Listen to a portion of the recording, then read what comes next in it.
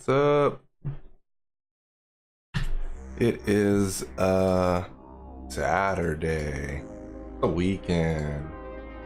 How's it going? Songs on shuffle. Let's make sure to log into the closed captioning extension. Turn that on. And away we go. Woo. Should work. It should just be working.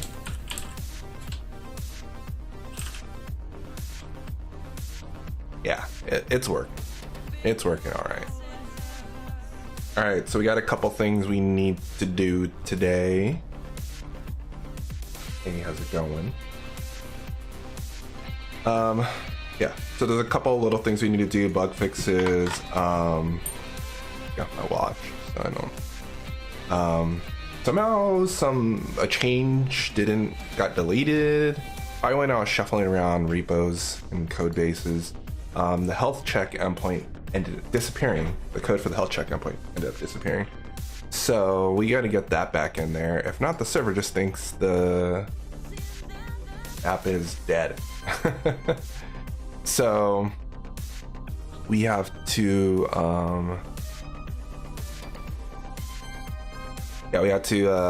get that up and running and fixed and all that good type of good stuff. So luckily we made notes for that to make it extremely simple. So right now the health on the server is no bueno. We can even check using Elastic Beanstalk's CLI tool to see that the server is unhealthy. I've already verified through the logs. Ooh,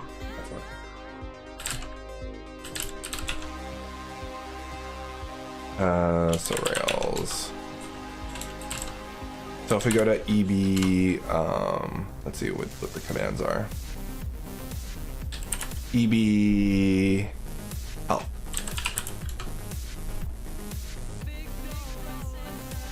Yeah, so warning 1 is unhealthy right there, and that's because it's failing the health check. So the server's actually fine. It's just the health check is failing because there is no health check endpoint, any of that stuff on the server. Let's go ahead and boot up the test server. So we can start testing the stuff. We'll put some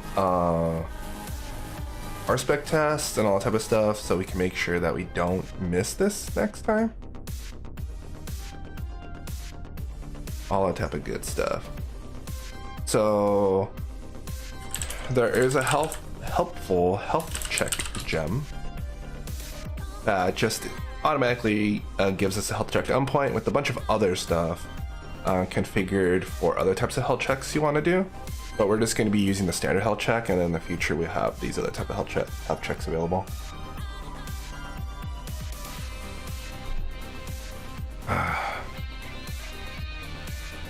So let's try to get ahead of this while the server is booting up and stuff. So we want to add in health check, just like so. And then here's the configuration file for health check. So let's go ahead and copy paste this in. To change the configuration of health check, create on and add the configuration mod. So this is to change the configuration of health check.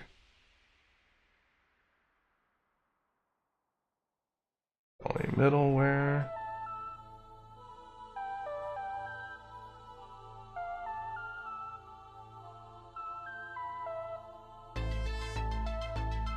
Fix it to silence log rage.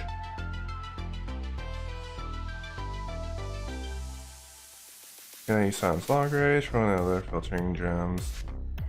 One other, I guess we should add a log filtering gem too. That's a good idea. But we'll do the health check first, and then oh, this is fussing a little bit.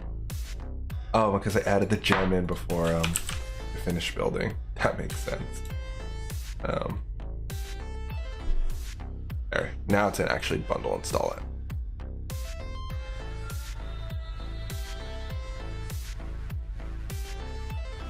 So then I made some notes. So based off previous notes of checking for the health check stuff, we actually have to open up the SSL port. So basically, we don't need SSL on the health check gem. So I took some notes on actions to take in order to do that. Let me highlight this one. So we go into new framework defaults. My ring keeps on hitting the desk. We comment out this because this is overriding everything, and then we comment out SSL. I guess I'll leave this in. Come on, no, we'll leave this out. And then we copy and paste this config for SSL into the production RB. In the production configuration file for our environment. So let's see, is there any SSL? Here, force SSL. I'll put it right next to the other SSL.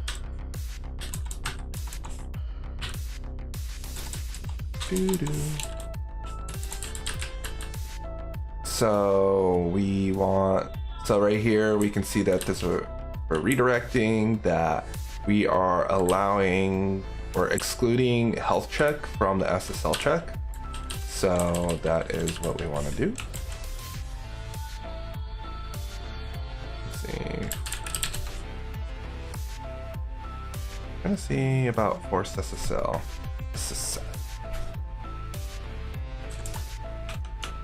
We do want to force SSL though. We want to make sure force all access to the app of the user. Yeah, we want everyone to access the app through SSL, so we need to make sure to have that enabled.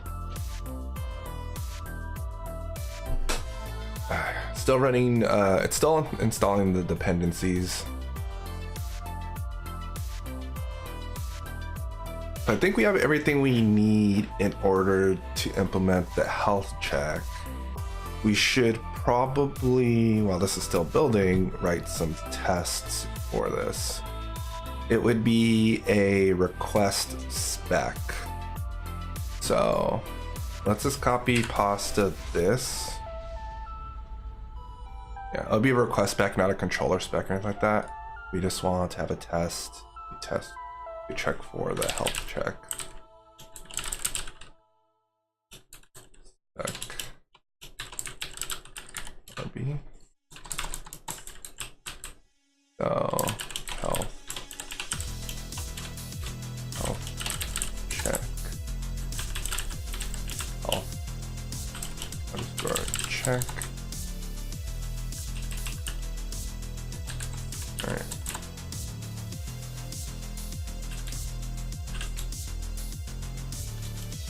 Check specs. Yeah, health check.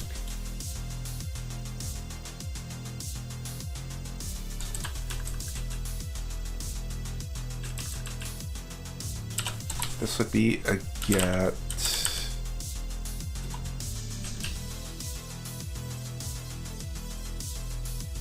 I could probably do this. Expect.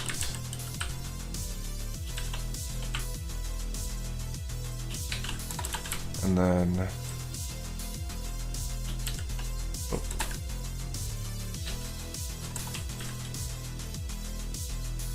Like this. And then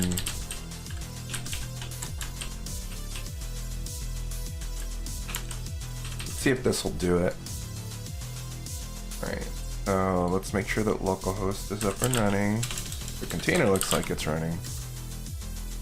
Not yet.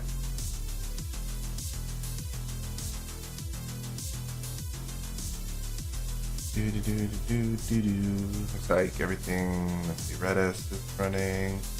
DB is catching up. Okay, so now the web container's up. We're also gonna have to do some configuration for development mode because with the deployment, our OAuth pathing and a lot of type of stuff no longer works for OAuth authentication for the test environment. So I'm gonna have to do some configuration in my secret view in order to actually be able to log in properly. Right now we're still logged in because we're cached.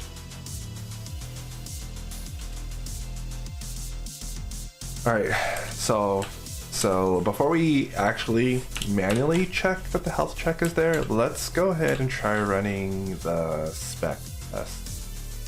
So our spec.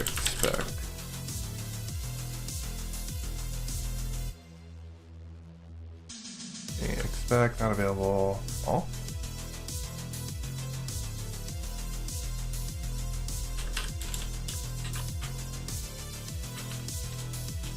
Can I just do this? Where's the syntax exactly? I hate when it does this. There we go.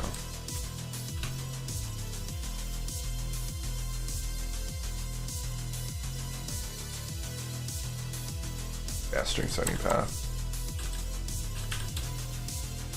I think it's health check path.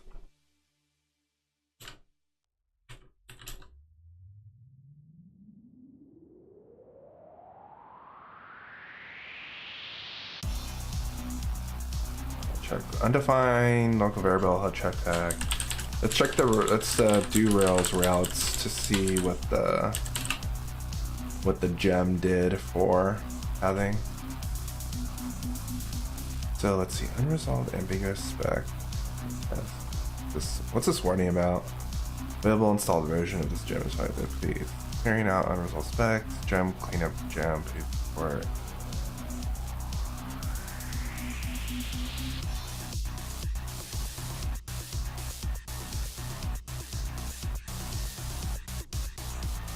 Try doing that real quick. Mini test, I think it is. Mini test, yes. All right, let's see. We got a bunch of routes. There's health check. Health check doesn't actually resolve to a path. We have to catch all routes, the following. We have a catch all routes, then by default you may call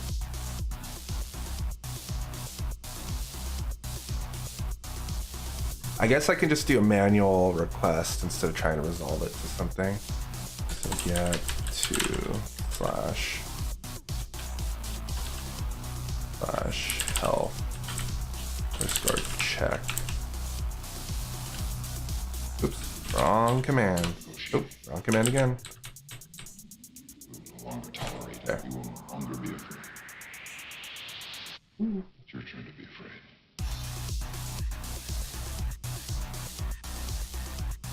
Alright. Put this in an it block.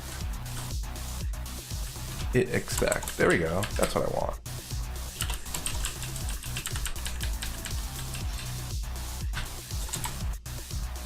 Yeah.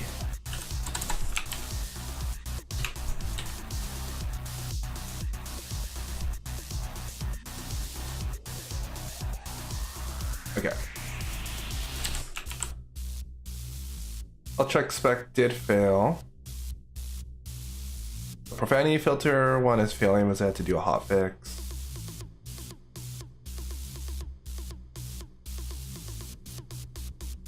But an instance of integer. Expected a response object.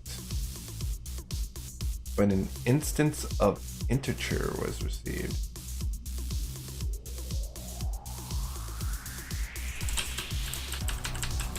To be, I guess with the 200 there's no response, so we expect it to be a success.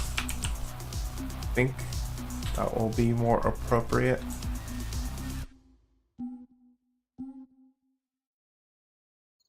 No, not appropriate. Not appropriate at all. To equal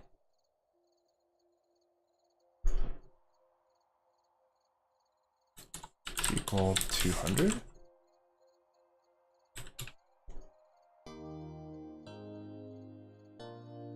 Okay, that did it.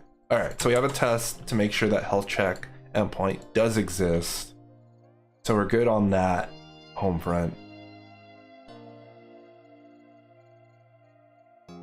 And then we did the pass through so that SSL doesn't force SSL on the health check endpoint, which is what we need. Boom, boom, boom. Okay, good.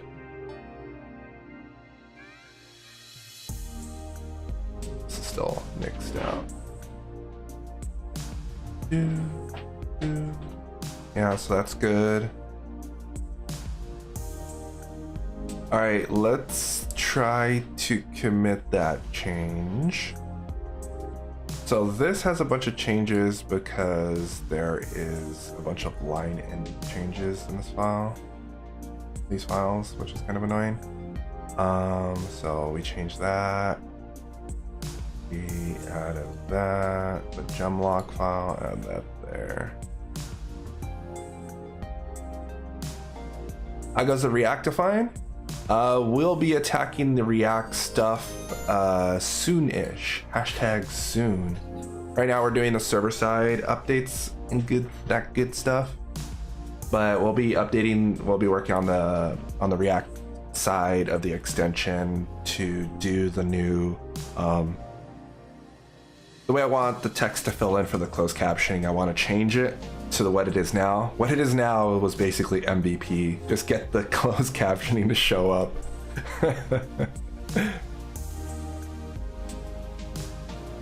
Now I actually want it to work better.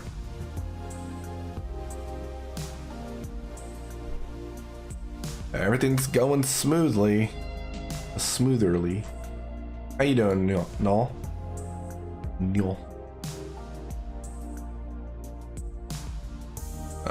Let's see. This is line ending changes. I guess I could just commit all this stuff because it's freaking annoying. Great. We're committing everything. Make sure that nothing major change. Nothing change there. No changes. No changes. That is for sure a change we need. You know that for sure. Yeah, line ending. Pretty good. Almost snowed in today, but I guess I'll just wait. Stop and attack it with the with a hairdryer or something. It's a perfect time to invest in a flamethrower. That's what I say. Sounds like a sound investment for future snow days. Yeah, all these changes are line ending changes. I'm just gonna commit all these because I hate seeing this stuff. So add back in health check endpoint and commit some annoying line ending changes.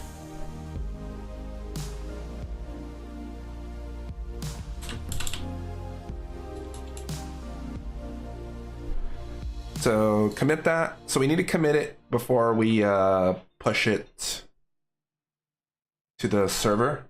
We've had over a foot of snow in 24 hours. I'm pretty sick of it now. Damn. Oh shit. All right, let's do the deploy to make sure that the health check. So we committed this. We are now deploying the new server stuff. LF to CRLF. Yeah, so now we're deploying to production. Make sure that the health check endpoint properly reports stuff. Next thing we need to do is work on the profanity filter. We commented out some stuff because we pushed it to production without fully testing things yet. Actually, let's update this test for it. Profanity filter specs. So okay, so these specs are fine. It's our, let's see, Rails test, our spec channel, or we call it Caption cable. Yeah, it's gonna, I mean, nowhere near snow, but it's actually gonna rain this weekend here in Southern California, so everyone's gonna lose their minds driving. How can I test action cable channels using RSpec? So you probably want to wait. We merge, it adds action cable test case. Once it's merged, expect RSpec Rails team to get to this part. Waiting is optional. You can test based on your own work. On this work in progress, let's see. It's still open. Crap.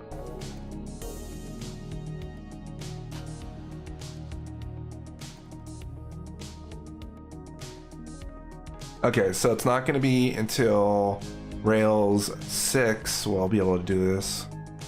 Hey folks, it's been a while since action cable testing has been merged into 6.0. I think we can take this part. I'm already RSpec. This already has RSpec before. RSpec Rails is going to be pretty easy to merge.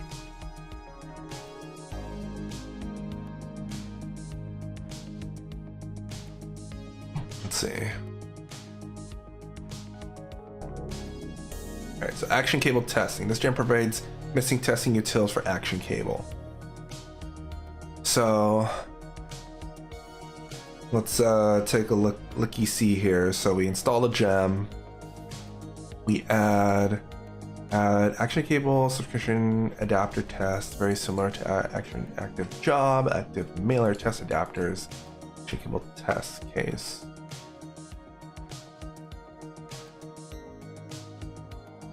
Do.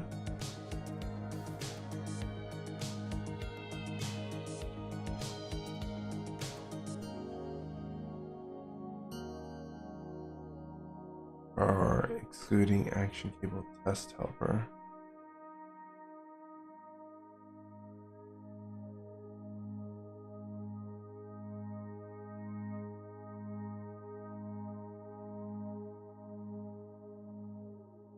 Interesting. If you need to have RSpec Rails installed.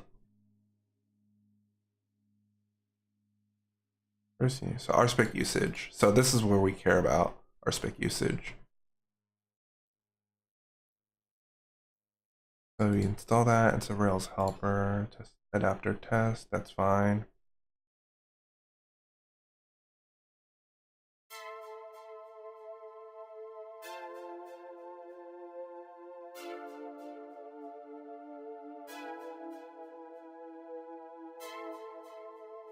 I broadcasted too. Okay. Guess it's gonna be a little endeavor. Okay, so maybe we can't test this stuffs, but we can still fix our stuffs. So the language filter stuff is the stuff that's breaking.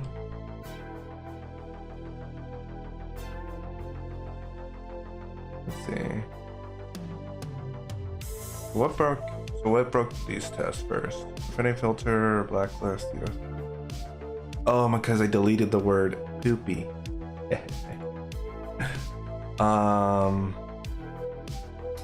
Let's update these tests. So let's go back to profanity filter specs.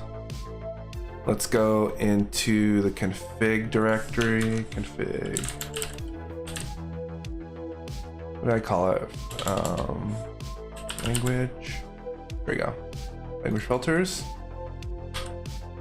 We'll make some arbitrary thing a cuss word.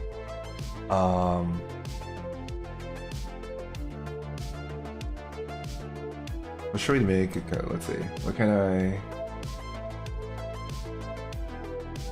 Trying to think.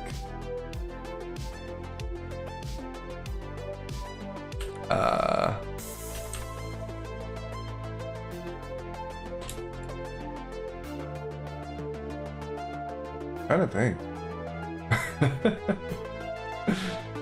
Something that's really long, I guess, like OMG, LOL, group. There. There's no way someone's saying that as a word. Alright, so we'll take this.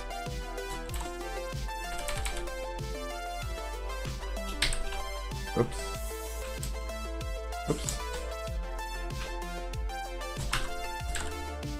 There we go. I forgot what's my Vim shortcut for under for lowercasing stuff.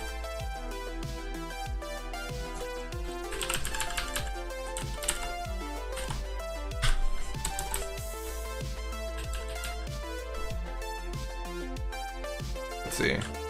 Vim lowercase selection. There we go. GU.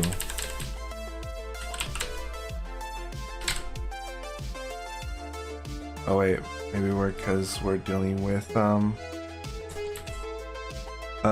Vim in our in VS Code that it won't work.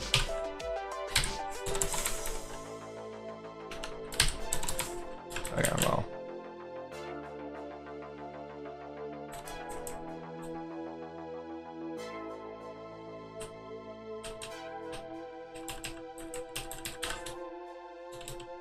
This is the lowercase test, so OMG, LOL,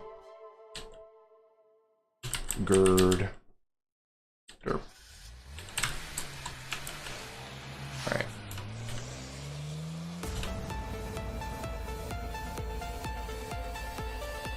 What's still failing? Oh yeah, because this needs to be insanely long stars. So OMG, LOL, oh. OMG, LOL, GERD, GERP. Okay. So you expect the stars to be equal to that of the word. That.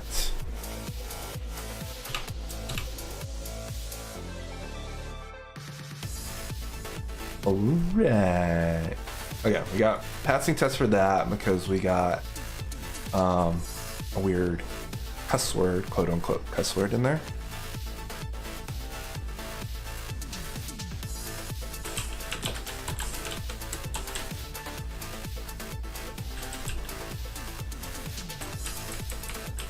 So this needs to have, well, actually, let's profanity filter. What happens if for the spec we pass a null?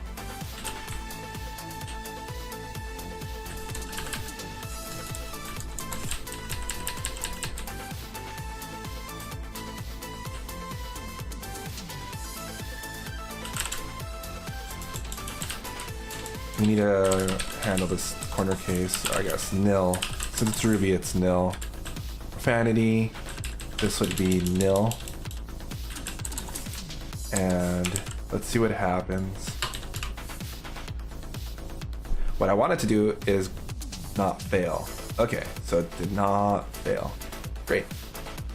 Okay.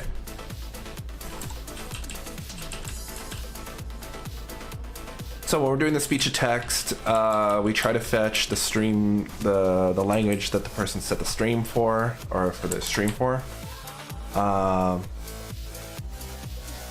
We want these models could be empty if they didn't set it, because I don't require a settings object to exist right now. Rails has a cool way to, there we go, dig.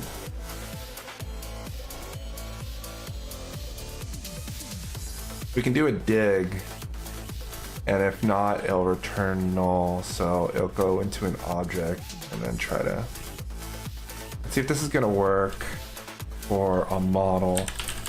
Let's test let's test this out to make sure. So I'll demonstrate what the issue is that was causing the bug. So let's wait for this to initialize.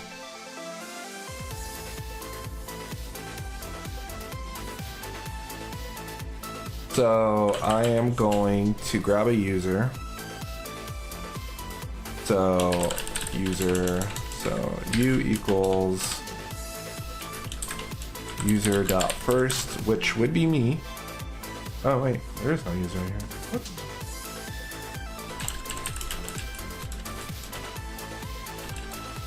Oh, because it's a whole new instance. Right. God damn it. We're not going to be able to install.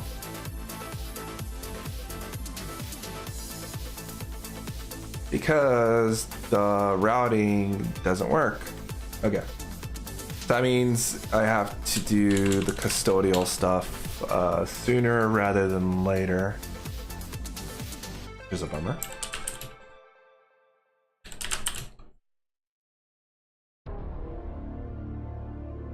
So, let's see.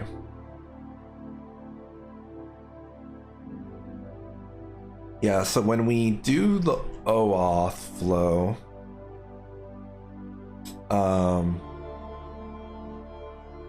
we need to pass the client ID.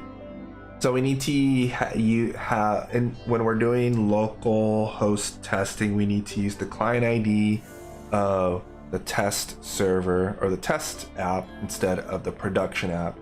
So I need to configure that in my secrets file to grab the correct environment variable.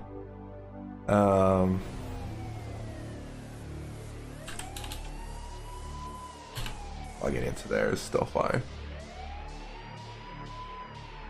So I have to actually do this off screen. So we're just gonna switch to this view. I'll try to do this off screen.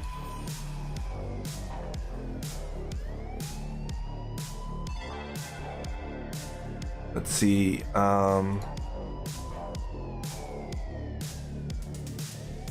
What up, Cake.js? How's it going? Secrets.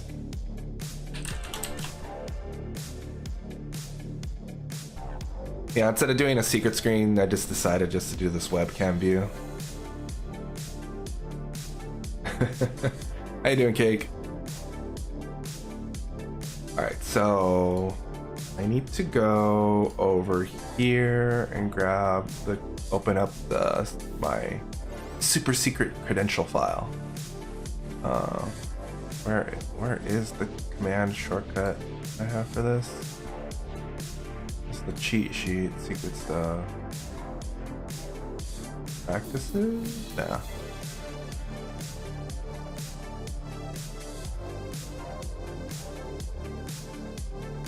App setup, here we go.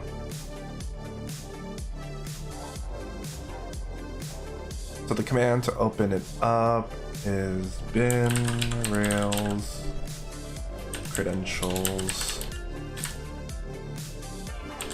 edit. But you know what? I'm doing good. Started the morning, got up, ate some cereal. Yeah. Ate some cereal, watched a little bit of Twitch, looked at some stuff, and then now we're at it. Okay, so I need to fetch I need to go Twitch dev and fetch the client ID, client secret for my test app that we're gonna authenticate with localhost. So here, yeah, it's already set to localhost. That's good. Let me paste the auth key in here, and then I have to generate a new secret right there. Okay. The next thing I need to do, Rails credential. Look up, making sure I set the credentials right for per environment. So nevertheless, you can always edit the credentials YAML and add the namespace to your secrets under development or test or production, like the ones you have in the old config secret. Okay. So I'm going to do that next. So development and so that's development. This is production. Got to make sure to do the proper. Oh God, no. That is way too big of a indentation. What is wrong with you? Whoa. What the hell happened to my terminal?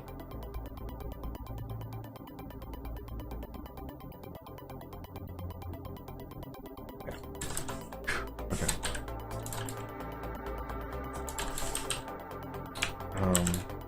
Stop that.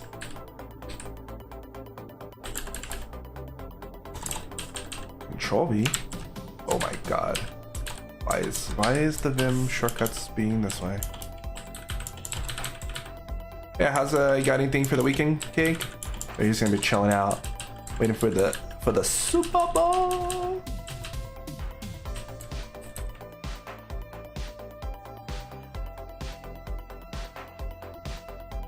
I guess I can move this up potentially. So this. Move this over like this. Oh my God, why is, oh God. This is a YAML file. Please, Vim. Please. Stop being like that. Okay, so I need to add in the client ID and the secret.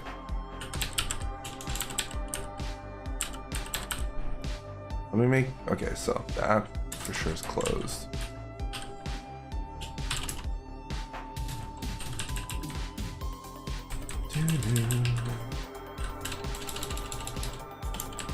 Come on, this is a YAML file, so I can't. Going to try to hand out some Rust. Oh man.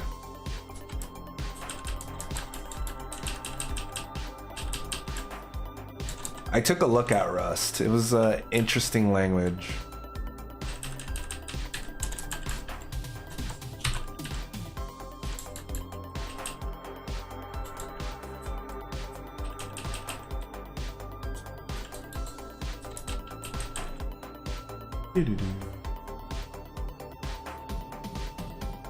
Rust in Exorcism. Those namings though, huh? Okay, so I think I have the credentials file set up properly. I have it scoped to authenticate with the app based off the environment. So hopefully, fingers crossed that it works.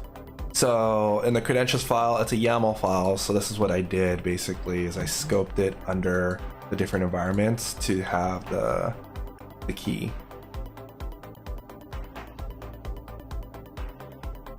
And simply add the environment namespace when you access the okay. So I have to add the environment. Okay, that makes sense.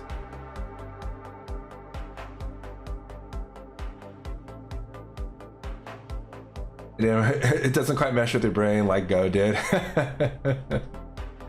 You gotta break the brain once in a while.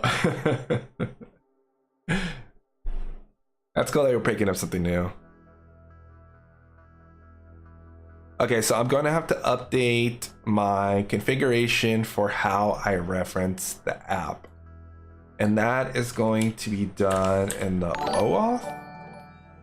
Hey, Cyropian. Thank you very much for the host. Much appreciated. Thank you, thank you, thank you. I feel the need Hey, and then a follow. for speed. Potato Master 28. Thank you very much for the follow. Welcome to the Goose Nest. Thank you for the host. Thank you for the follow. Greatly appreciate it. If you got any questions, comments, anything like that, let me know. Otherwise, just hang out, enjoy the stream, enjoy your weekend. So config, I think it's under device that we have this. Okay, yeah. So we have all this like device setup stuff. We're looking for the authentication for OAuth. Hey, JTag, what up? I was waiting for voice to text, feature text. What happened? Maybe want to watch those Twitch ads to cheer it. 40 bits, you rock indeed, friend. You rock indeed. Okay, so we need to, from the credentials, we namespaced it under development for the app. So we need to do whatchamacallit. We can try to do a dig for this.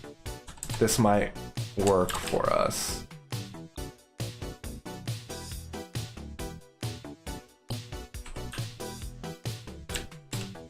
But how you doing, JTag? How's the weekend been so far?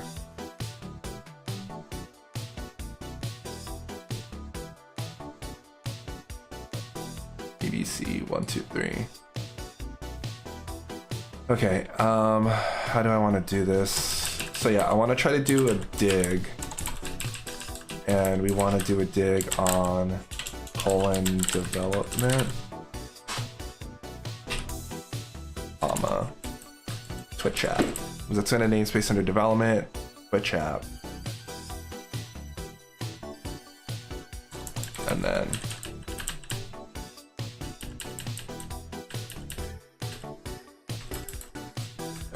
we can do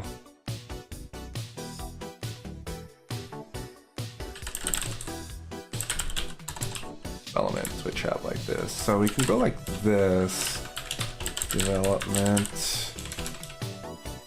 Well, I guess this depends actually. Never mind. I'm like changing this in the device.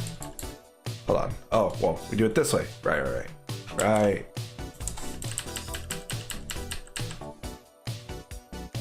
That's the one. Why not me taking the Vic Royale? Oh, right now, so one. Started playing Factorio, found it pretty addicting. I watched someone play a Factorio. It's definitely an interesting game to play. Like what's involved with it. So let's go ahead and switch this to Twitch app like this. So we'll grab this chunk of the code and then go over here for this part. Or right here. Like that. So now we're scoped based off the environment for fetching the credentials. And this is so long right now. Dig. This should be bound to the environment, because if not, shit's gonna break in production. So Rails, and then let's go make sure to do the credentials dig. So this, if this doesn't exist, it's gonna return nil, is the plan. Ooh. Okay, so there we go, right there.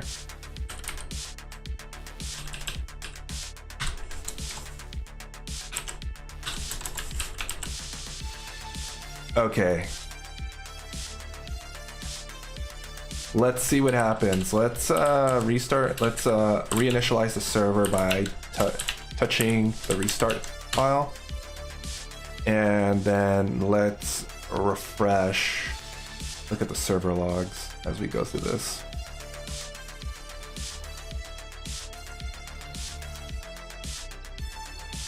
All right, so it's rendering the page. So far, no breakage. We'll know whether things work when we try to sign in.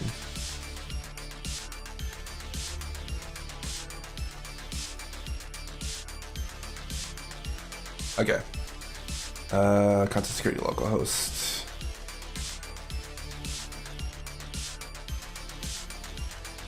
Let's see.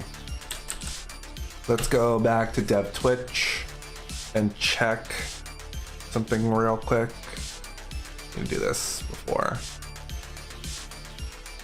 Make sure the secret isn't exposed. Okay, it isn't exposed. We can go back.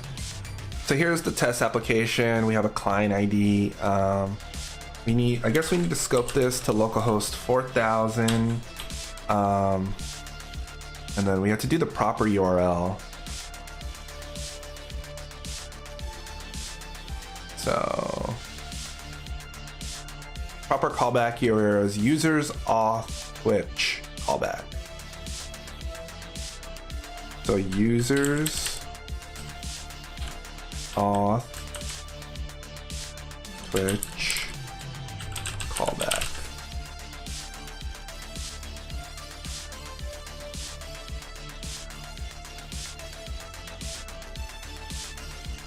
All right.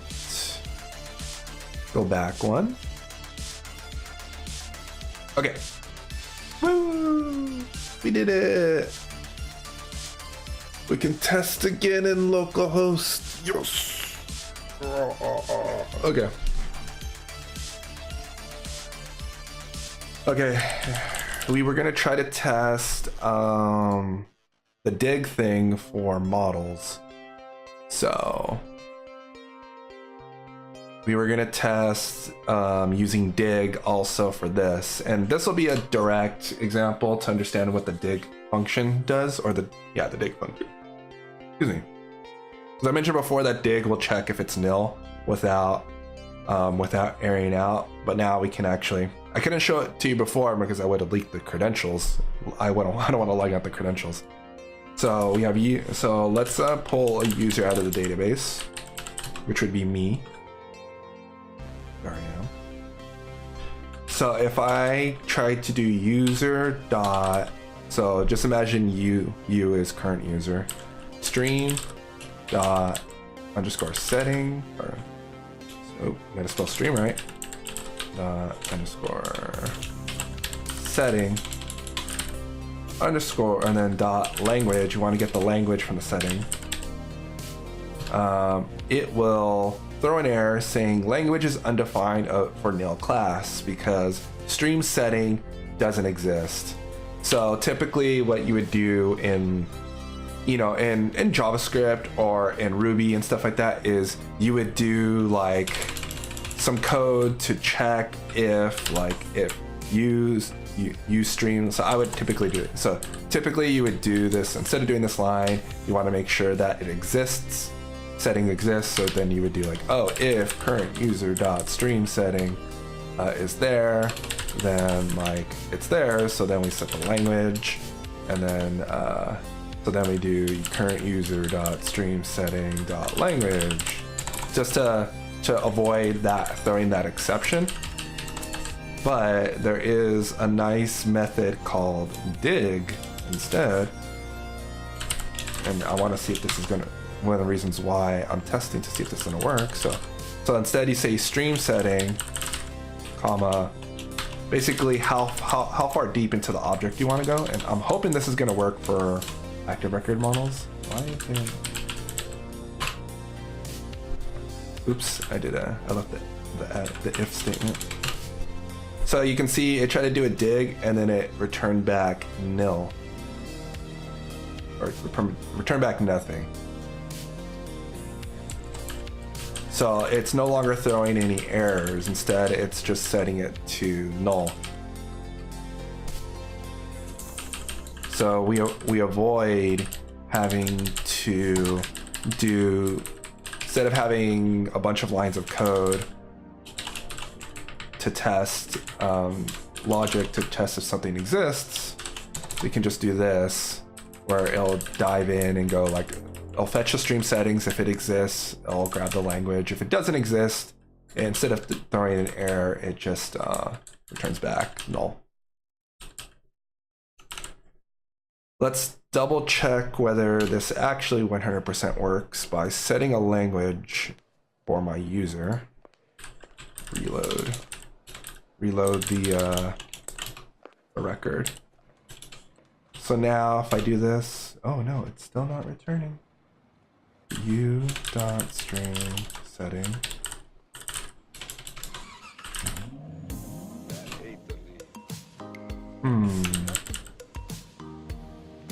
Something's fishy here. Oh, I know it's fishy.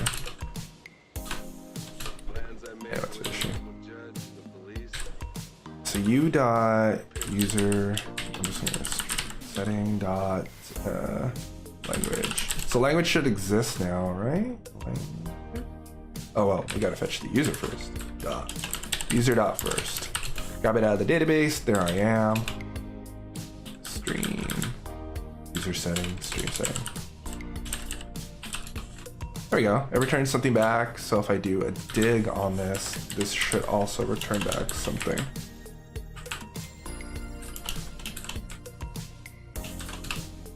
Oh no. Oh, there is no method dig on here? Really? Why didn't it throw that error before?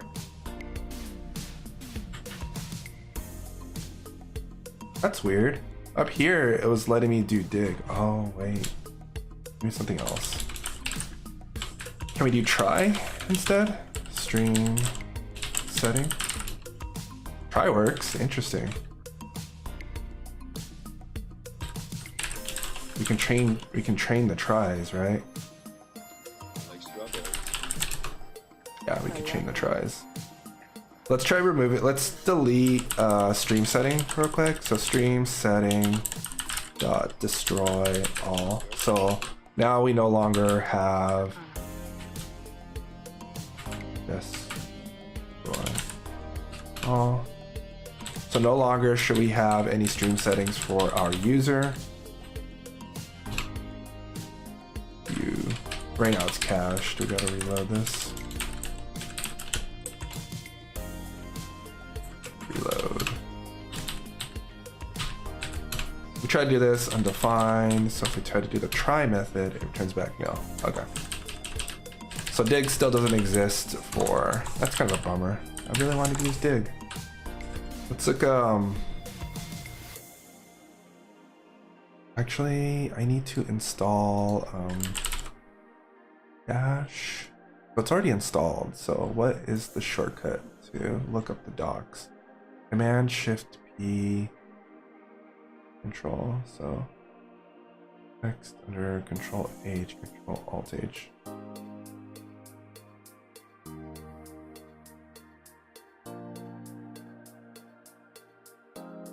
I think it's gonna eat Control H.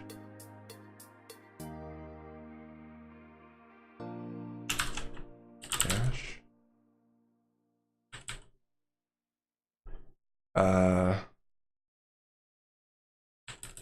Search and dash for current. Switch and dash for current selection. Let's see. I'm curious to see if this is gonna work.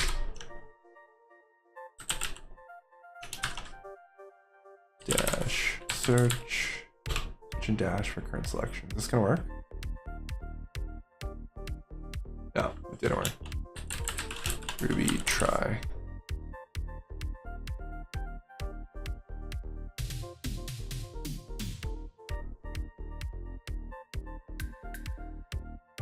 Or is it Rails? That was weird. Wait, annoying too.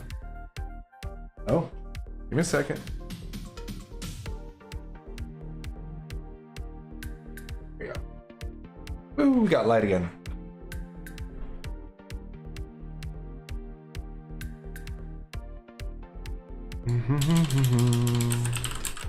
It's gonna show up in the Rails doc for try. Object try. Can we chain tries? So we can do it like that. We can't do comma delimited tries. There we go. That's fine.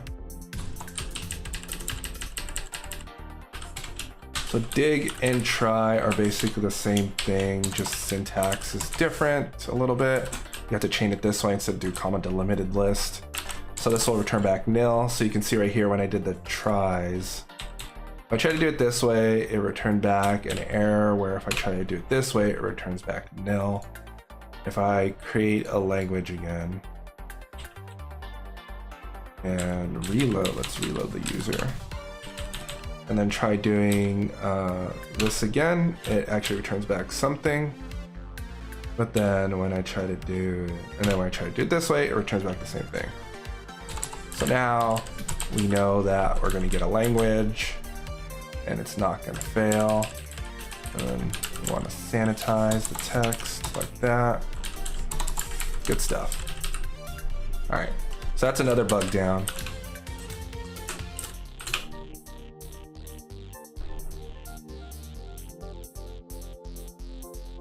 Oh yeah, we did that deployment. Let me check off screen whether everything worked fine after that deployment for the health check change. Actually, we could probably check in the terminal.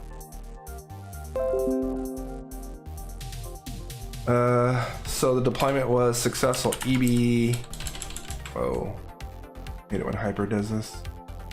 Health, so EB, health. And we're in the green. Everything's good. So the health check is working again as intended.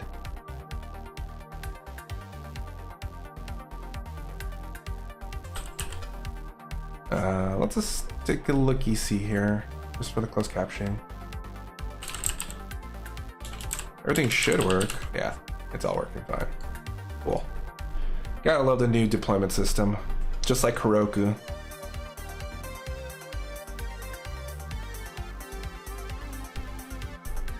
All right.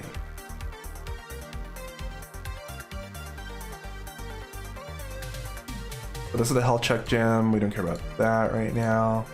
I'll have to take a look at this later for testing the action cable WebSocket stuff. What is on our board for today? So offensive word filtering, filling in with words to filter for. I guess we can try to do a little bit of this.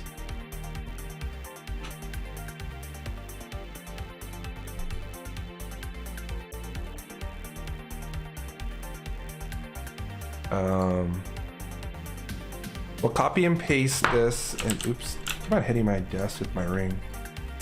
In language filters. Let's go ahead and paste this in for now, so we have a data set to work with. Format. Then we have to get rid of these commas.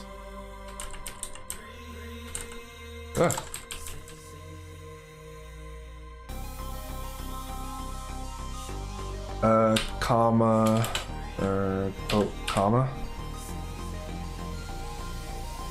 and replace with nothing.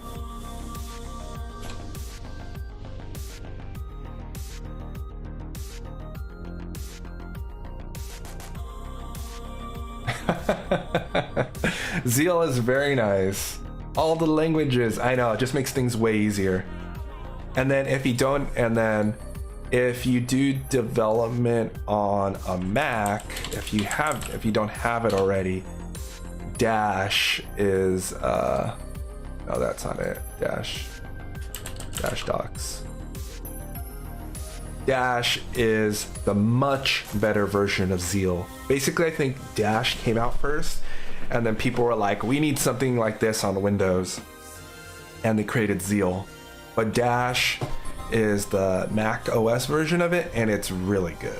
Really, really good. Zeal's a lot more clunky.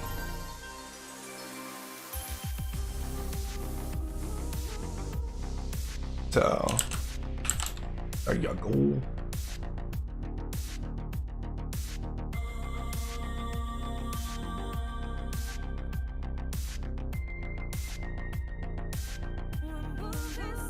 Where is my file I'm working with?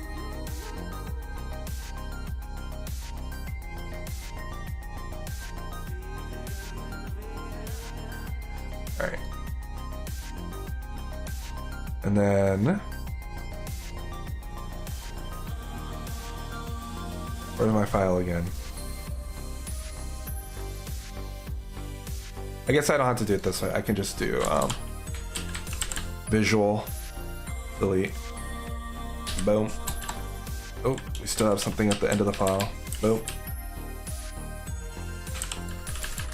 There. So we have a data set of some offensive words that we want that will filter out.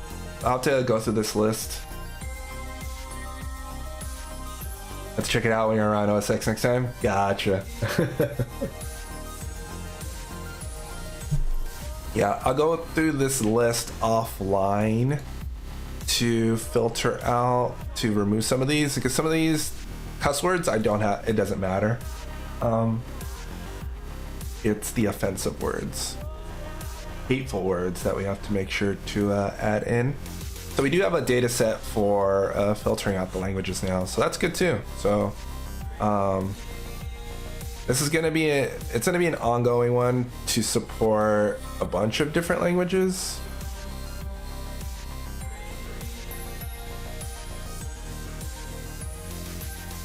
So that's going to be interesting.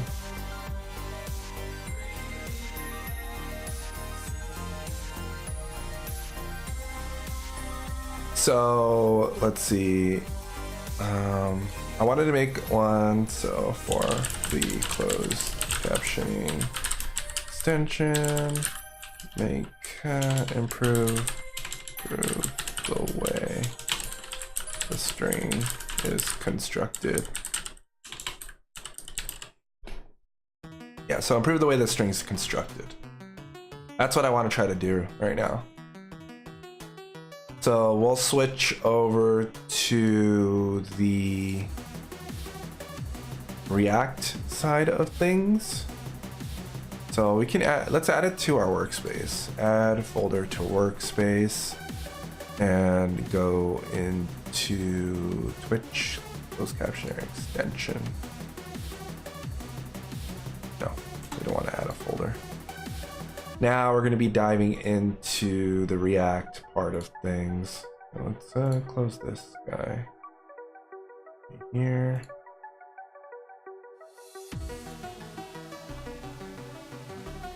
And we have, close this guy too.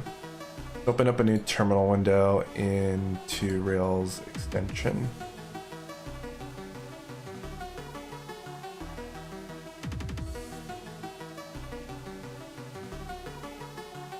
There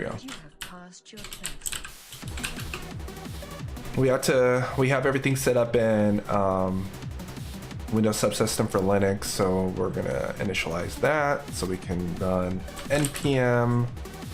I forget which. I think we're using yarn. Which command are we doing? Is our package JSON? Or not package?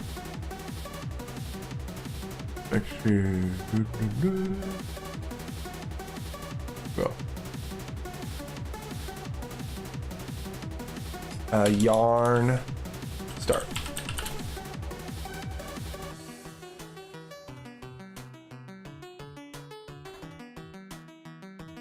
There we go. Now we got the front end for this up and running. Let's see. I guess we'll be able to test and see this using the dev rig. So let's open up the dev rig if we can. Oh, looks like my shortcut's not working. Dev rig. System upgrade complete. I think there's an update for the dev rig.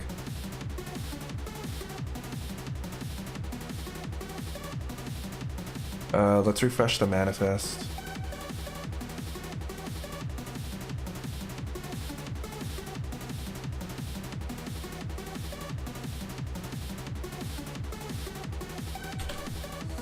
So we are on version, we're going to be working on version 1.0.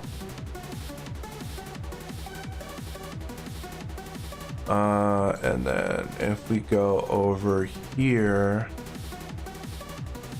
delete these view.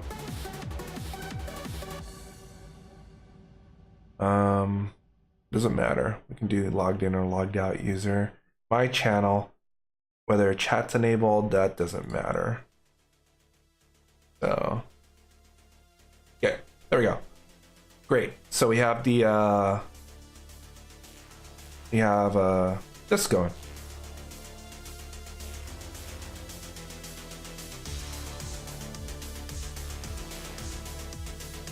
Let's check. Do we have any? Let's see. Let's go into the sources. Let me move this over here.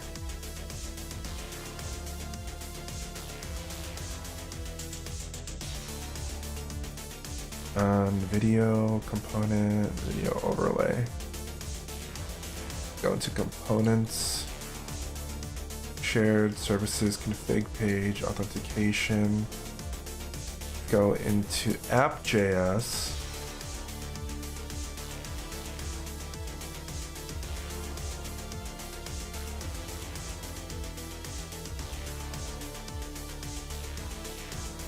Where is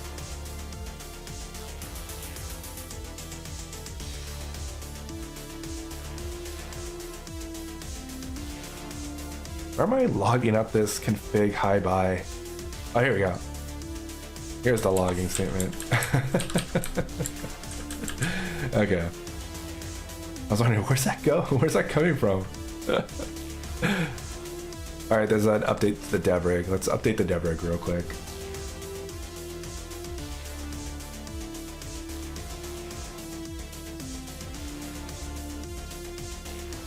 All right. Extension view. There we go.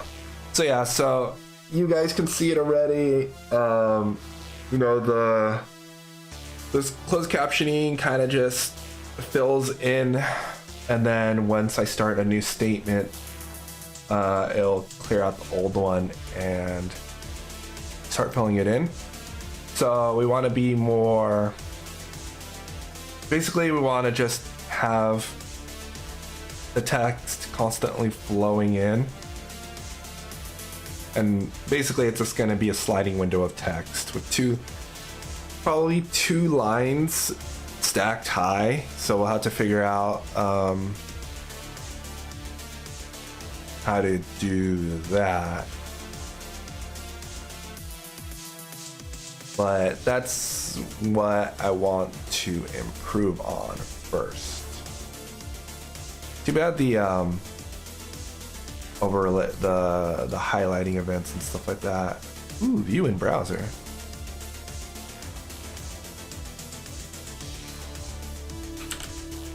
Let's ooh, let's see, is this gonna work? Ah ha ha, it's working. Okay, that's nice. A nice touch. Okay, so let's get crack-a-lackin' on that. Definitely have to refactor some of this. This is pretty beefy of an there's a lot of methods in this extension.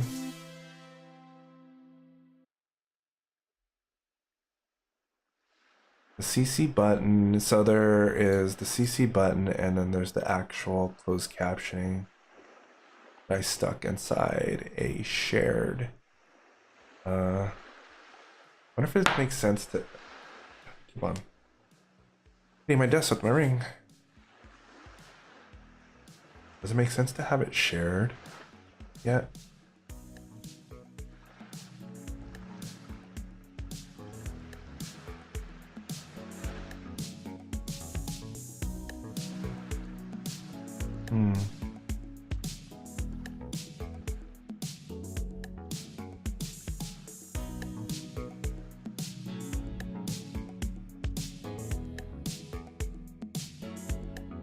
gonna restructure this. So no, this is already source components app, and then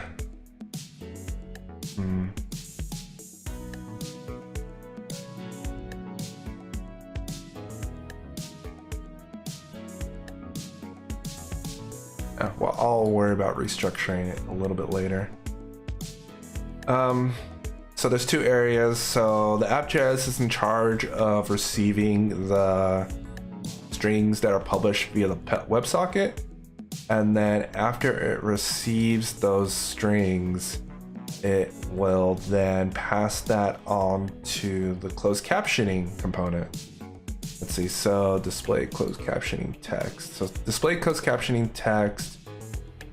Let's see, so Twitch handler, listen to pub sub message handler. That comes in over here, and then it displays the closed captioning text from there.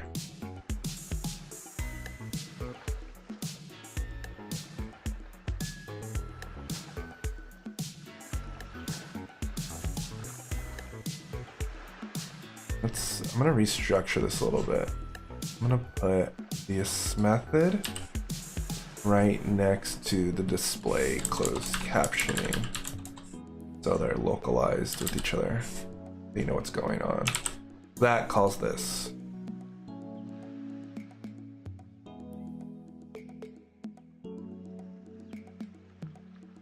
So yeah, so it calls this. It waits an HLS delay before it tries to publish the text.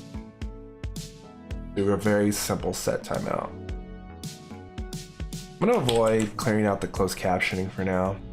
I'm wondering what the value in that is right now.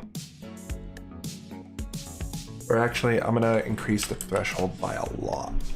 How about that? So right now it's set to 10 seconds. Well, we can up it to, if there is nothing said for 60 seconds, it'll clear it out. How about that?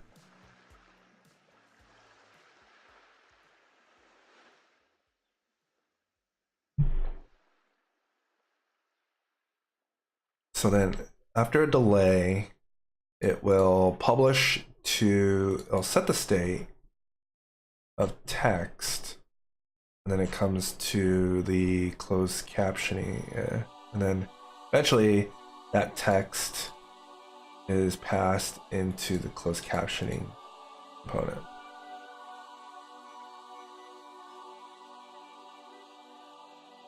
This is a pure component.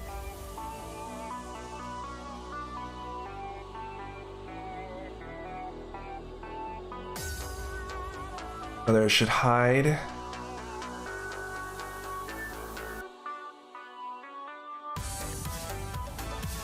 So it has logic to limit the word count.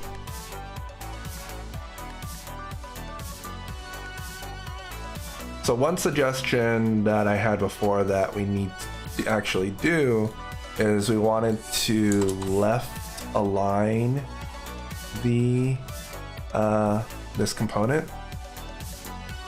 Forget if that's an app container, align items center. I think this is where we go. Let's see. So now, okay. So now it's displaying it. Although it's this weird bar. Was it always doing that, or was it just filling it in? Center. Let's see. So when you talk, no, it didn't do that. That's okay. Is that because of the flex on this guy?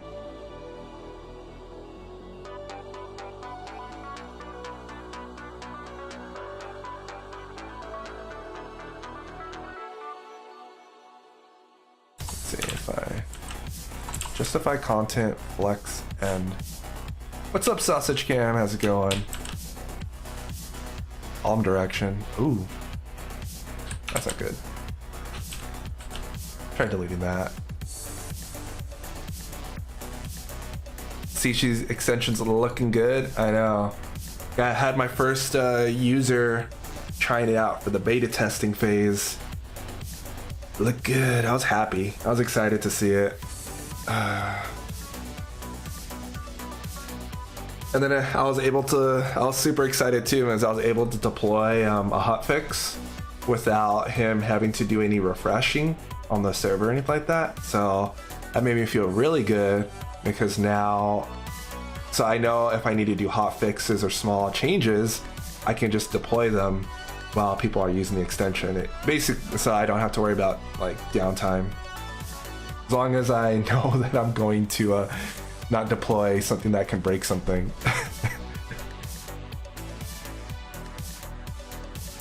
Alright, so I have to fix this bar. I don't want the bar to fill up all the way if I don't need it to.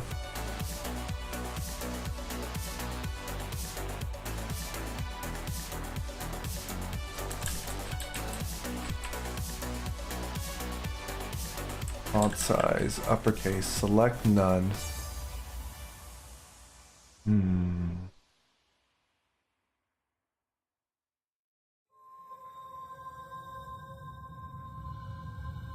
Let's try to look at the stat. But how you doing, Sausage Cam? How's the week been?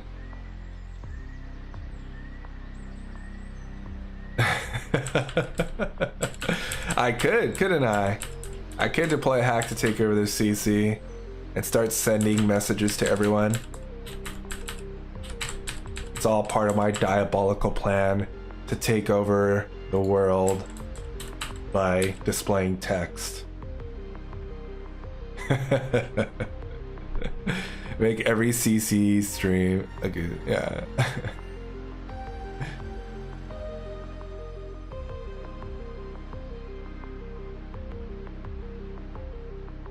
Okay, so now comes the part where CSS starts to go beyond me. So let's see, width. But now we're just gonna start fiddling with stuff. I might be able to get more information from Firefox on this. Firefox, I think, implemented really nice, what do you call it? Flexbox editor inspector thing. Run ads. Alright,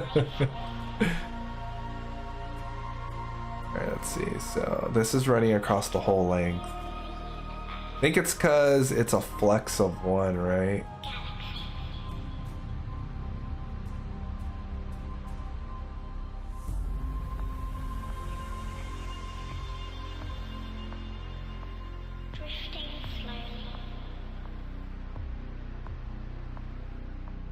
Okay.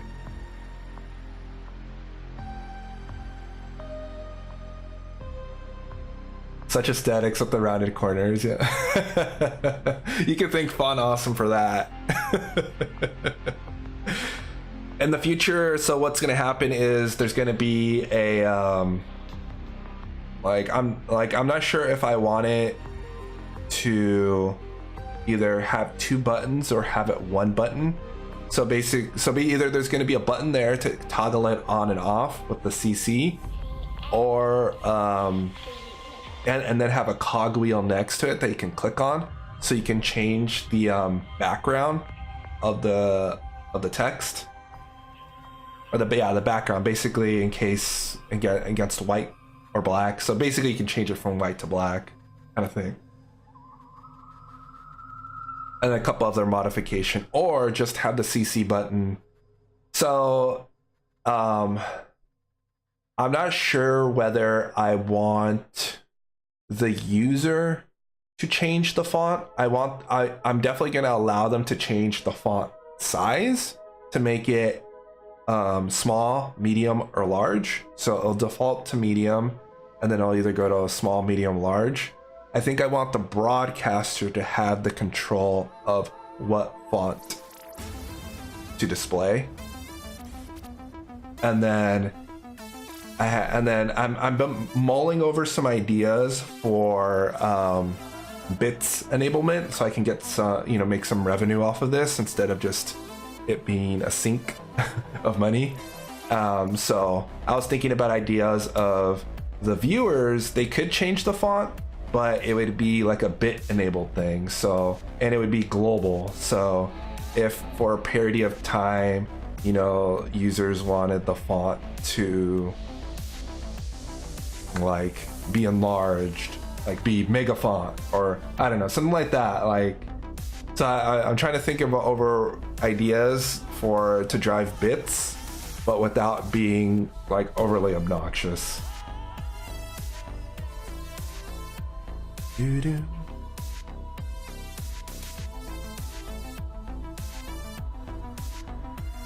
Doo-doo-doo-doo.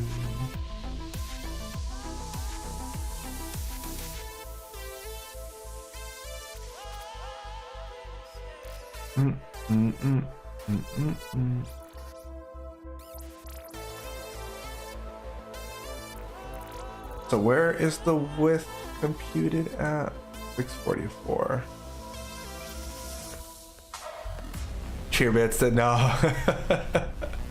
If they take over the CC, it's gonna be some sort of filtered thing, because freeform taking over the CC is dangerous.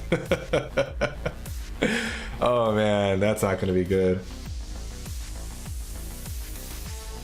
So they'll be able to take over the CC in other ways by by like changing color, like causing potentially silly things to happen without sacrificing the overall experience of being able to still read the stream.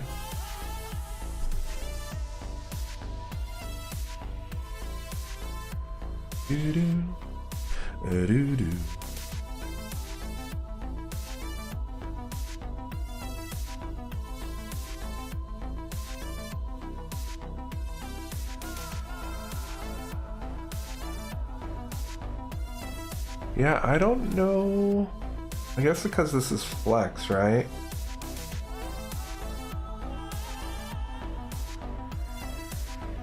I think I added a UI library to this, if I'm not mistaken. Package JSON. Wonder if we can start using that for Blueprint. We added Blueprint. Wonder if we can start using that to position things instead of so Blueprint UI. What's up, Uncle Bill? How's it going?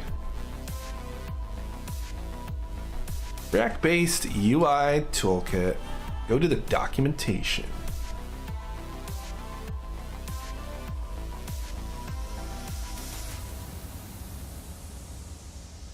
So I forget. I installed this. I'm not sure if I started using it. So don't forget to include the main CSS file for each Blueprint package. Indication however you manage your normalize CSS.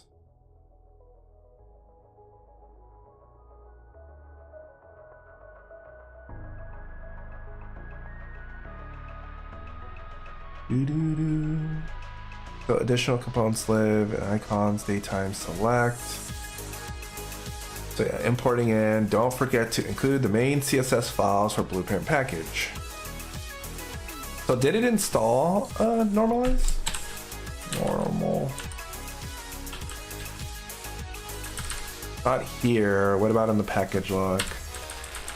I don't see normalize. Oh, there it is. Normalize range. Oh, those normalized. No, these are just other normalized packages. Yeah, okay. How's the weekend, Uncle Bill?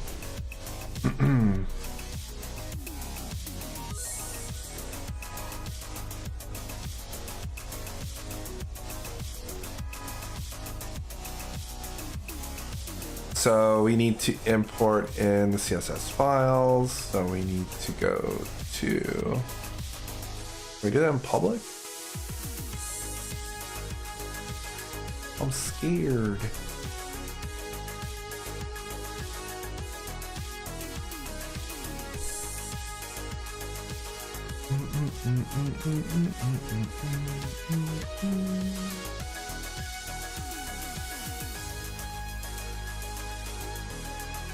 I could add it to overlay JS, right? So import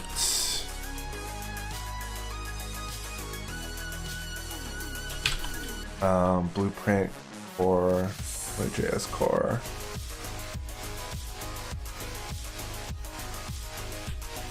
Icons. Is there another? There should be a better way to do this, right?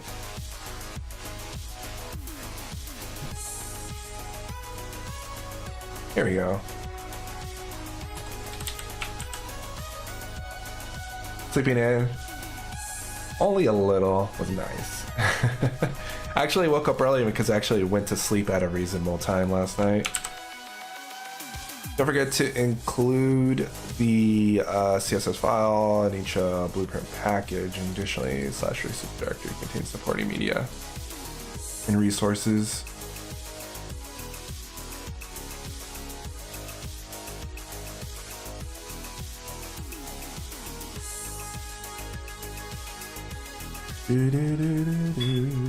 So we definitely gotta use a CDN. Do we have a CSS, main CSS? I guess we could try to import it into main CSS. See how that goes.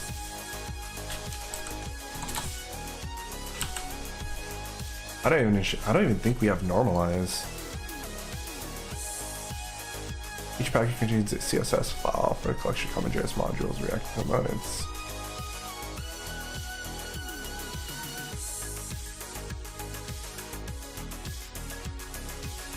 I think that worked. At least it didn't crash anything.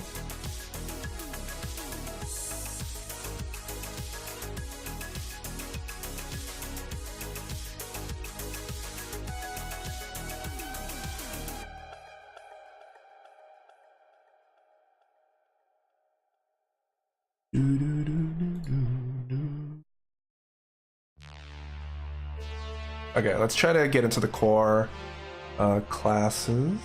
Blueprint package provides React components and JS files associated with style. CSS files. Each package imports classes.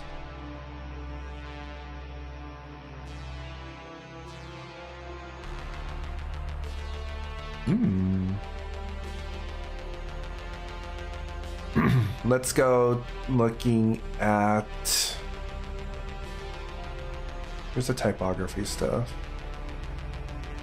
I think we did some of this typography stuff in for that config view, right?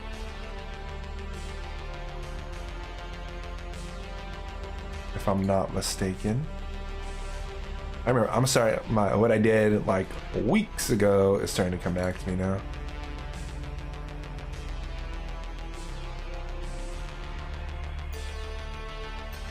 Last name, config.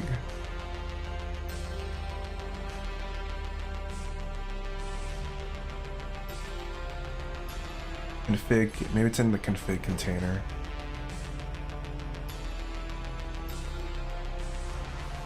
Oh, yeah. Commented out all this in the favor of this.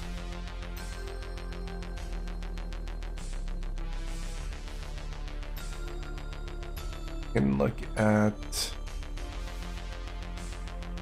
the config view, configuration view.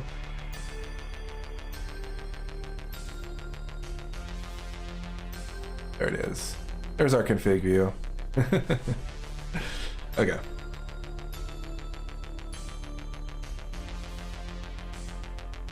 Did I end up using the class names? No, I just used the typography. There it is. Button, card, elevation. Yeah, I used the card.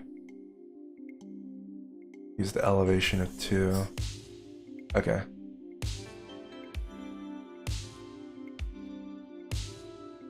Okay, let's see, I wanted to try to see about if there was like a grid system or something like that. Classes, name spacing. I don't think there is. I think they said there is no grid system in this, right? The buttons, crayons, cards, collapse dividers, editable text, tabs, spinners, forms, form inputs, overlays, alerts, posts, port. Ooh, so next little stuff. Dialogue. No. Hop over. Nice. Toasties? Yeah, toasties. Okay, go away. No, go away. Oh. Okay, whatever.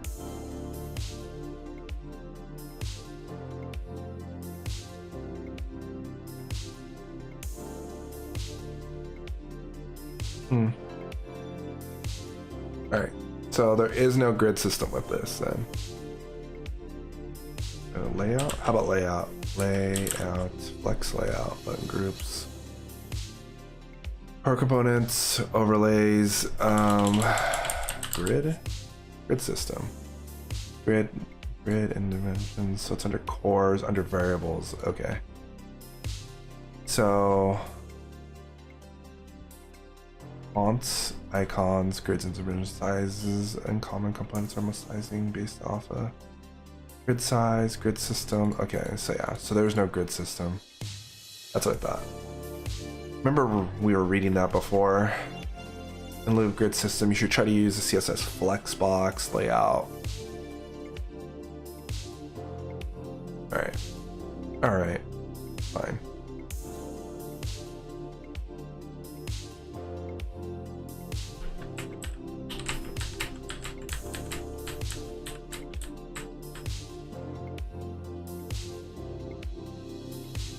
So we want it to be positioned at the bottom. We just don't want this to fill up the whole width. We only want this to fill up, what do you call it? The background for the amount of text that exists. Do I have to do like another div or something in here, and then apply the background color to that?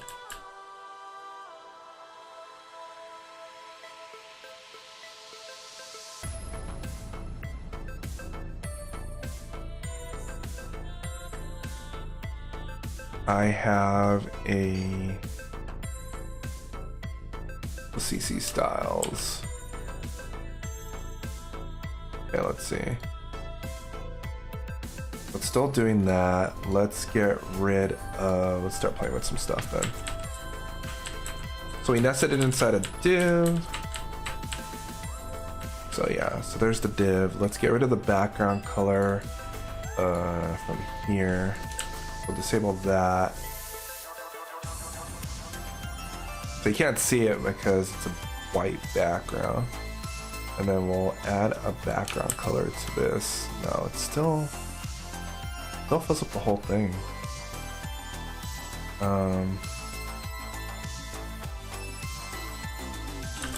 Span? Okay. We do it as a span. Oh. There we go. Span.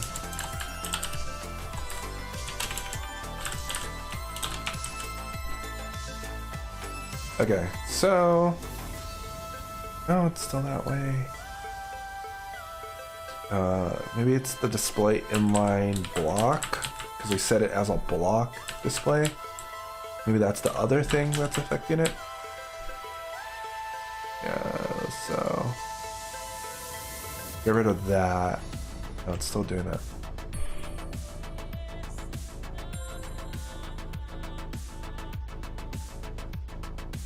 Okay, let's go into the context caption styling context provider. So font family for the container.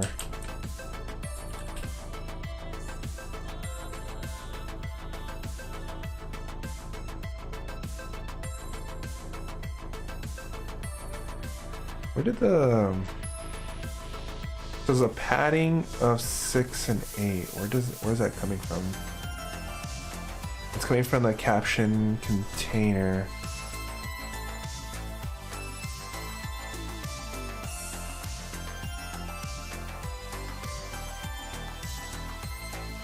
Where am I setting that though? Has to be coming from here. Yeah.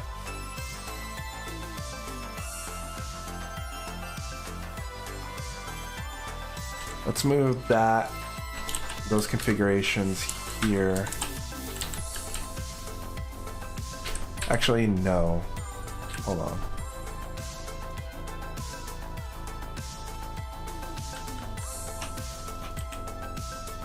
The transform uppercase. So we'll move the transform uppercase here. So anything that's pertaining to the actual caption text styles, we are going to move into here. Select none, font family.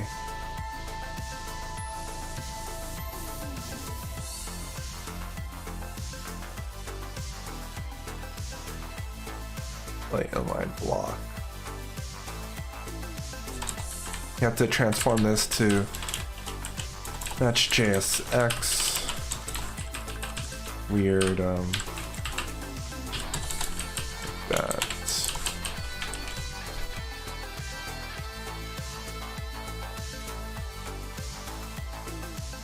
Oh yeah, you have to wrap this in quotes. There we go.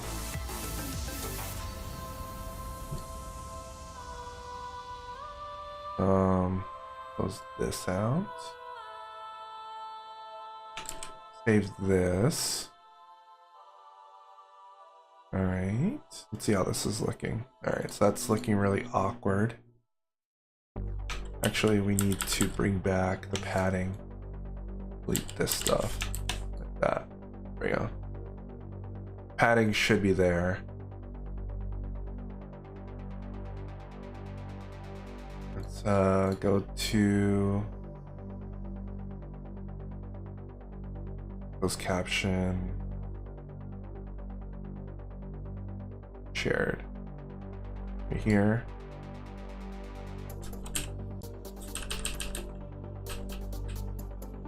So we'll keep this a div and then wrap this in a span.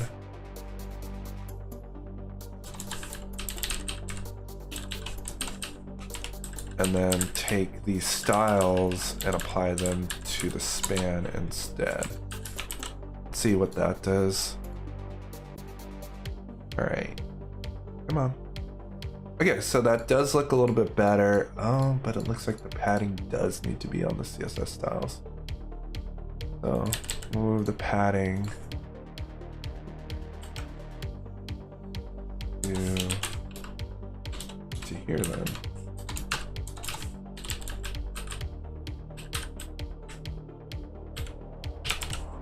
That. Get rid of that comma, or that semicolon, I mean. Okay, so now it is now it looks better. So now it's filling up. It's left a line. I know that was a request. Oh,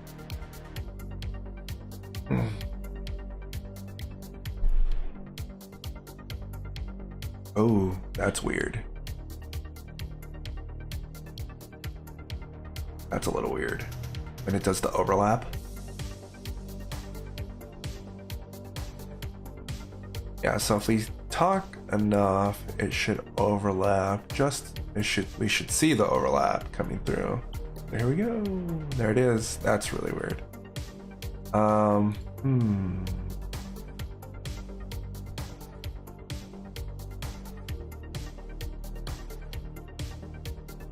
Never noticed. I guess it has to do with the container?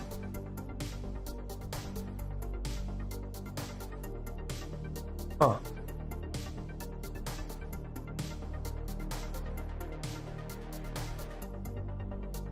That's annoying.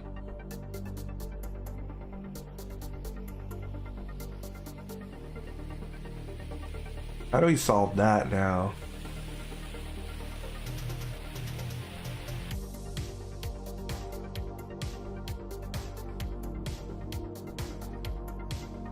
So let's just look up CSS span and background overlap.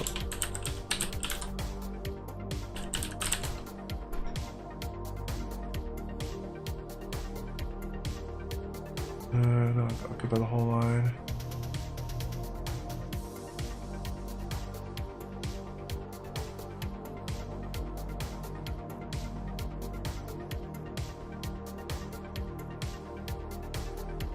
Backspace, no wrap. Not exactly what I'm looking for. I guess for now I can just try filling the closed captioning with a bunch of text until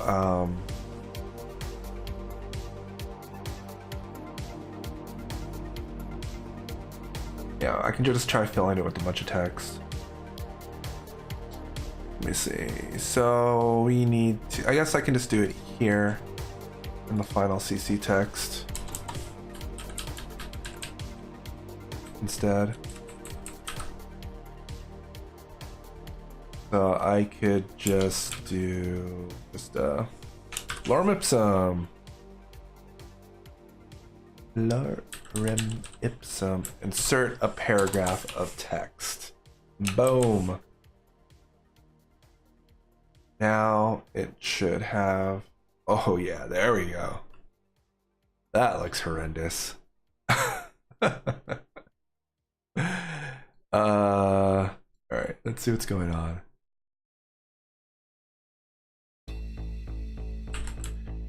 So we have a span with a lot of text, and it just like overlaps itself. I guess you don't really notice this until like you have, what do you call it? Like a transparency, like a, or yeah, you set an alpha on a background. Looks like it's like overlapping the other element though.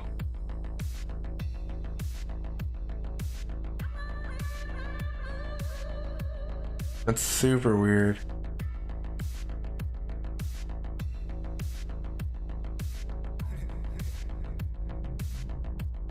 Let's see.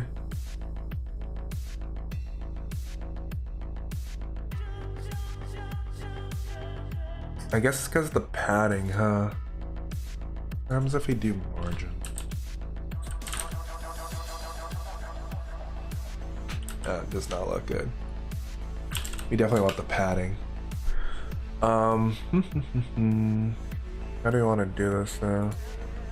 Guess we modify the top and bottom padding. That looks a lot better.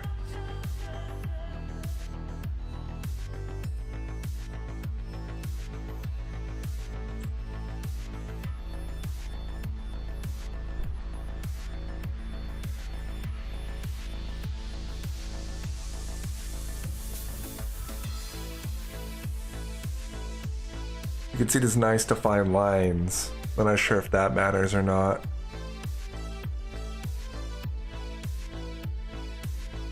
Close this, go to our styling object, and we'll just set this to 2 pixels. Let's go ahead and undo this lorem ipsum injection and see how things look.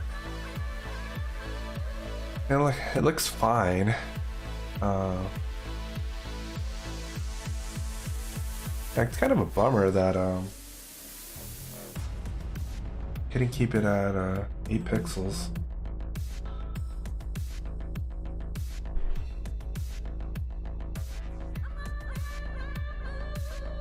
Let's see.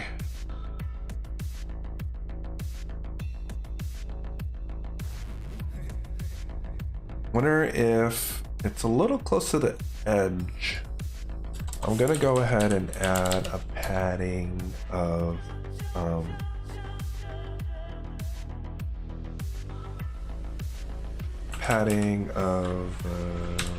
something on the left and right side. Do 8 pixels on the left and right side. See what that does.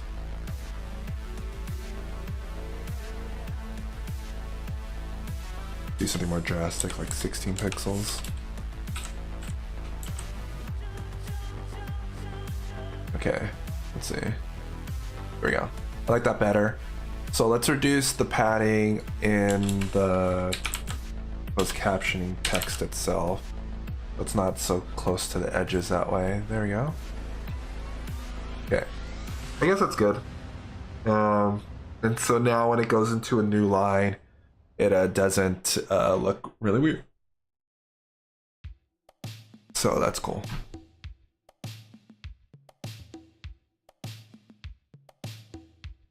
Okay, now let's try to tweak how we populate the text.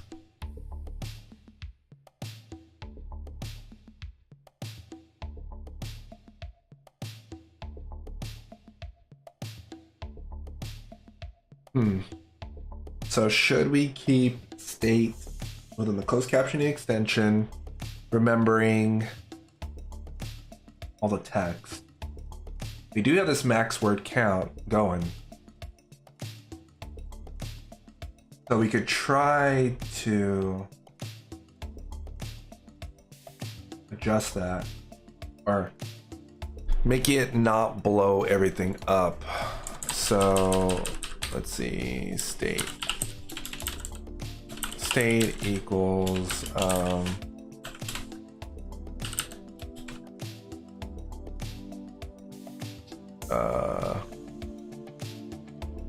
CC text.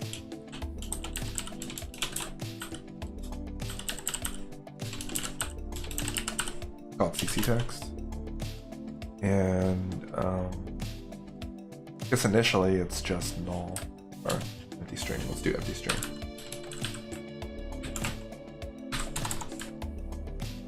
State is CC text, and so now when we get props coming in, component did what it will update. Now let's double check the React lifecycle components so we stay to spec. React.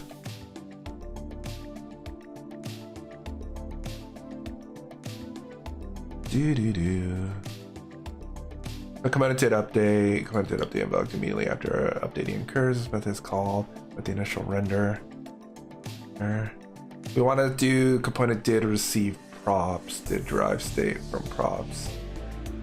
I know some things change. Should component update. Rarely used lifecycle methods. These are the most commonly used ones. Component did update. The constructor. Component did update. Component did mount. Did update. Will unmount. Should update. Get derived state from props. Evoke right before calling the render method, both on the initial mount and subsequent mount. This method exists on the rarely used. So. Get snapshot before updates invoked right before the most recent rendered output is committed. What about get derived state from did catch? Legacy lifecycle methods. So before we would use component will receive props or did receive. Was there a did receive props or just will receive props? This live component was previously named component will receive props. So using this lifecycle method often leads to bugs and inconsistencies. If you need to perform side effects, for example, data fetching animation in response to a change in props, use did update. Okay. So, just making sure. Use component will save props for recomputing data only when a prop changes. Use memoization helper instead. If you use it for recomputing some data when prop changes.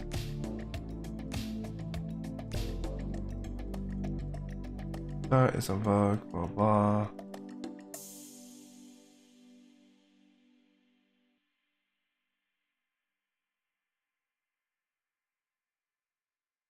Alright, so let's see if they say anything changes about the best practice for component data update.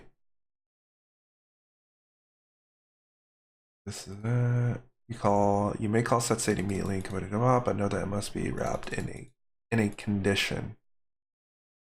Like an example above. Yeah, that makes sense. Because we don't want to update.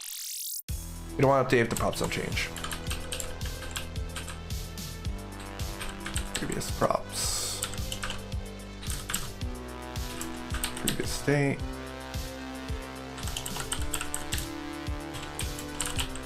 Snapshot. Well, I guess we don't need the snapshot. So we want to update if previous props dot what's it coming in as? Text. So text is not equal to the current this dot props dot text. Then we want to update the state. And then we want to update actually, do we want to update? Oh, we want to recompute the word limit. I guess we don't have to do this, right? Hold on. We might not have to do this. This is gonna re-render on new props, right?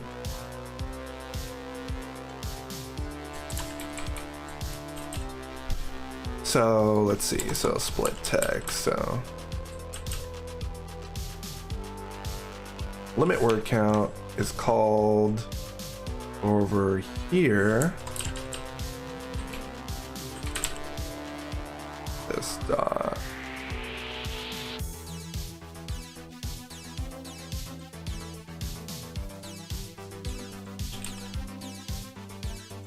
display CC. So we get the text coming in like this.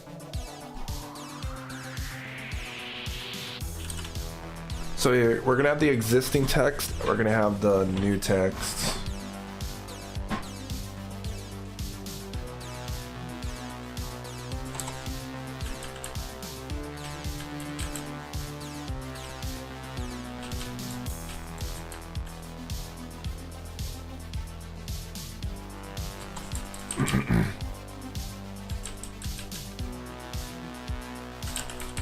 I think I am going to change something.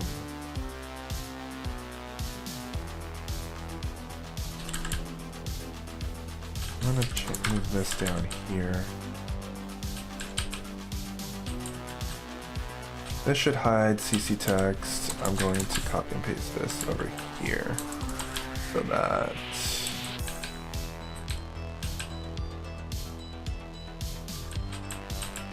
CC styles.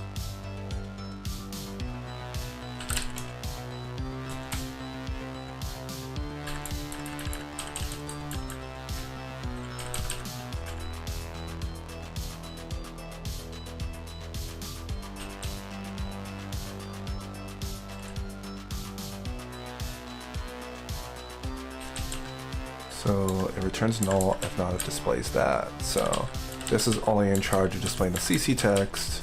No longer does it care about whether it needs to hide or display resolution. That's carried out. That's handled somewhere else. Let's make sure I didn't break anything. So we're like doing these incremental changes. Okay, so that looks fine. Alex fine. That looks fine. Thank you very much.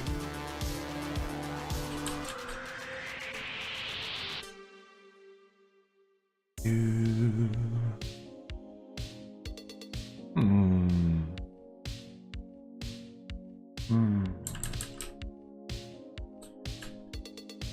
we get this text. Coming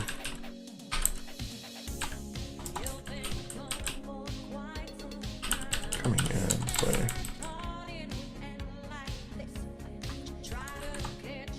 Okay, so we do get the text here. So we want to marry the new text with the old text.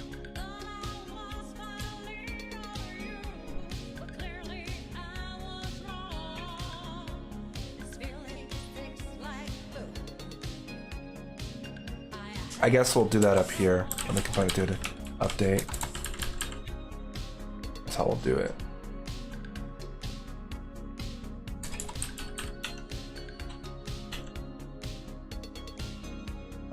Merge. So I'll create a method called like merge new text. Let's move this function below component did. Since this is a lifecycle method, I'm gonna put this at the top.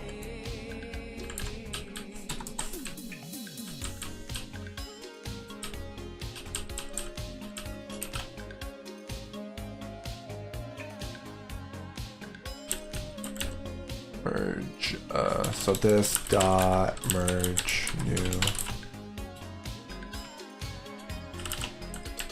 merge CC text. I guess merge text.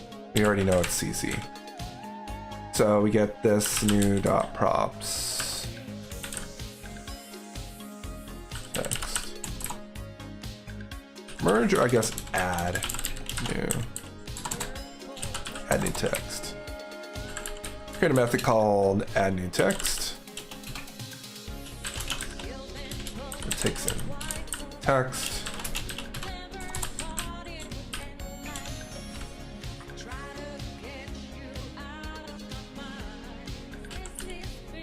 So we have our current state. So this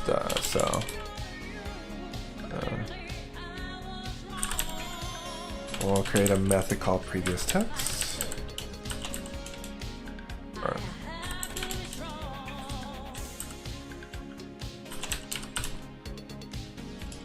Previous CC text. This state dot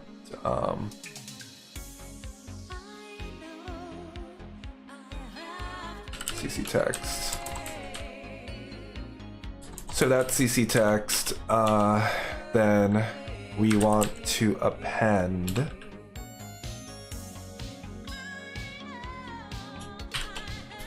with the new text. New text. What up, Codephobia? How's it going? How's last night's stream? Make some good progress on the app? On that on the Realtor website? Was good. Previous. This new text. I'm gonna call it just. I'm gonna get rid of this. I guess I'll stick with snake casing for now. Ugh. I don't know. Starting to feel like not snake casing. Sweet dude. What time did you sign off? You were at it for a bit. So we're marrying the old text with the new text. Maybe we should add a space in between, potentially. And then we want to limit the word count of the new text, of this new text.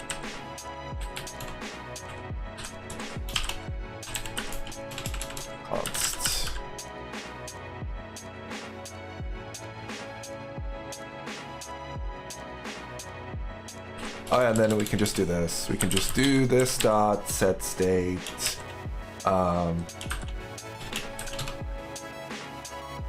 CC underscore text. Like this.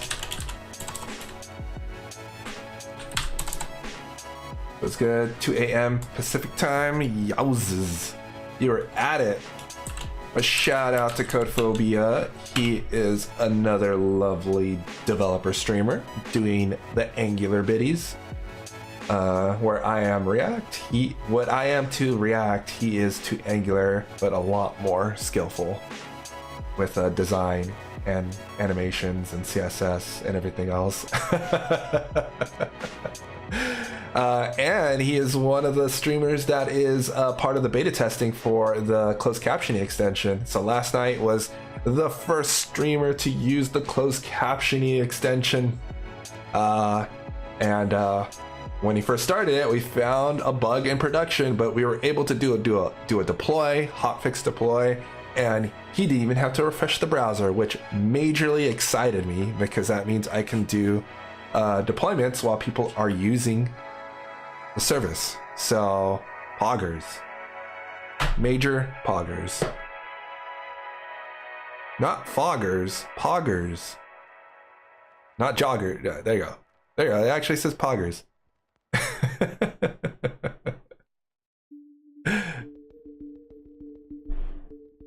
Yeah, so that was like a feels good, man, when I was doing that. I'm like, yeah, that means when I screw up, I can do a deployment and fix it and no one will notice.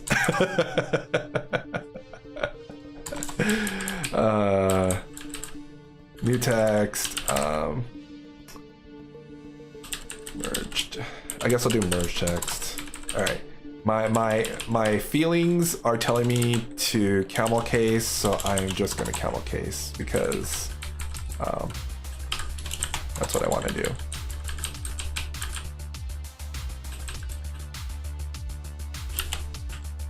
Previous CC text. New text. And then this is the merge text.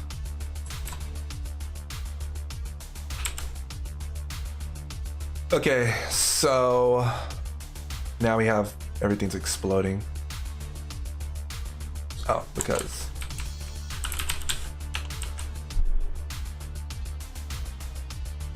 so yeah, so the goal was that, you know, the extension is you set it, you turn it on, and you forget it. So it seemed like that's the way it worked during the stream. How did people react to the new stuff, by the way?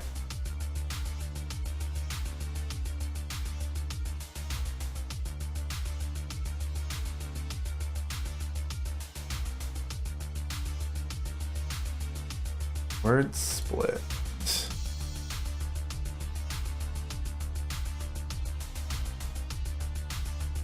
It was funny, I went to mute OBS and suddenly realized it was still all TTS for me. I was really super.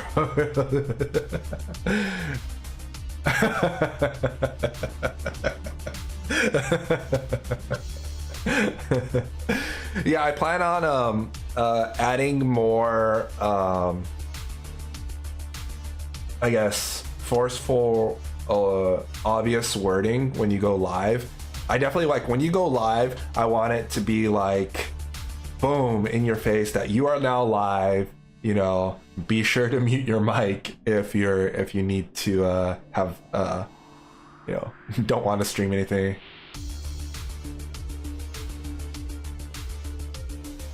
Lots of people use the command for it. Yeah, so if people don't want it, they can just turn it off, you know? So it's not a big deal. And that's the thing. It's like there's gonna be people that care about it, some people that don't. And yeah, so to each their own.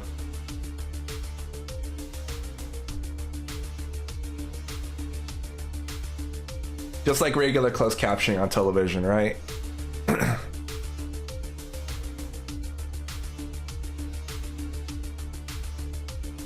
Okay, so this is still okay. Yeah, so I implemented the workflow to do the stuff. Now I need to actually change display CC to actually use not the text from the props, but from the state instead.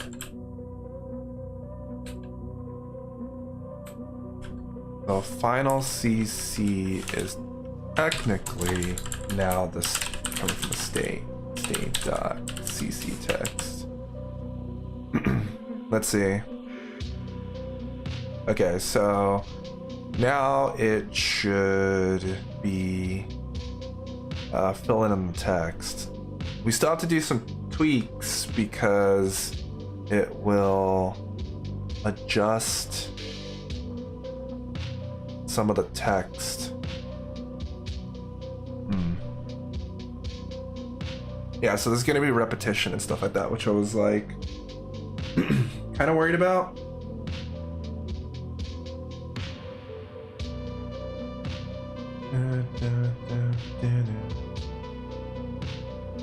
You said the word voting and I thought I said Putin.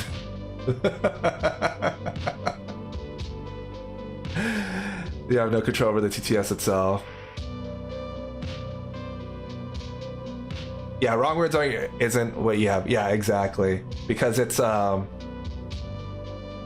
live, you know, it's doing it real time. It's doing real time translation. So real time translation isn't always going to be accurate.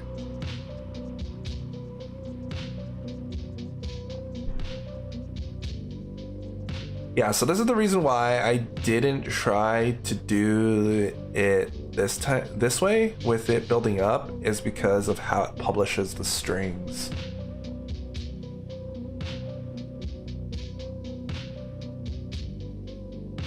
Yeah, it's pretty darn good. Let's see.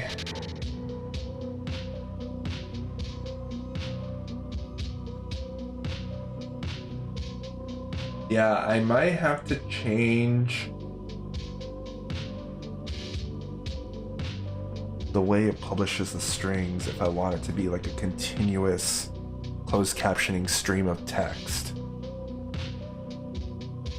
Because if we look at the server logs, oh, I don't have, oh wait, because it is over here. We're using this one over here. That's why. We can probably just console log out what's coming through, actually. Let's take this log statement and then over, so we can do it in here. No, not in here. We have to do it over here.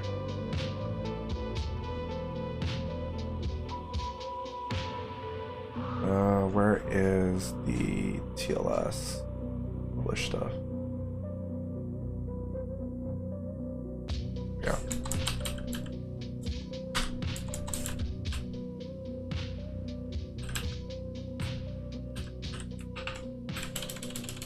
We can delete this and just display have it log out the text. And then we'll see it over here in the dev rig. So you can see that as time goes on, so it identifies group statements. So like I was mentioning before, it does statements. So basically it'll continue to publish what I call a statement until it sees the end of the statement. Just like with code, like the end of the statement is like the end of that line of execution. In this case, a pause in your speech. If I pause, so the moment you pause, it's no longer like a sentence, a paragraph, whatever you want to call it. It will start publishing a new set of data, a new sentence. So the way that it goes is with an ongoing sentence / statement, is that it will, as you're talking and it's publishing it out, it will progressively try to reanalyze that to fix it. So you can see right here, it thought I said Pidgeot or like Pidgeot or whatever, and then it switched it to progressively. So as you're speaking the new sentence, the new statement, it'll try to go back and look at the words in that sentence / statement and adjust the words as it reanalyzes what you said and identifies what it thinks you actually said versus what it thought you said initially. Yeah. So it tries, it corrects itself. So which makes it very difficult, which makes it more difficult to try to keep like a continuous flow of text coming in, kind of like a teleprompter or whatever, sports teleprompter or something like that, like just the stream of text coming in, kind of concatenating at the end of it, because it's always coming in with the same text over and over again, and then subtly changing certain things about it. So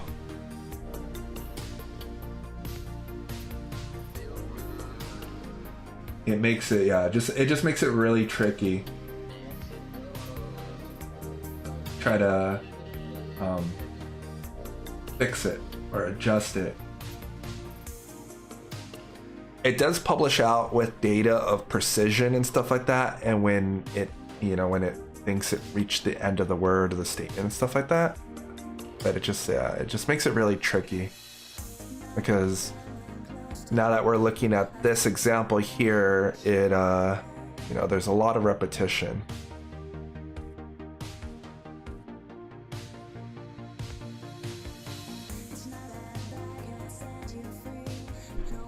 You see, like it thought it said he, and then it's like, oh, here. Wait, no, here, like as in hearing, and then it's like, oh no, they said here.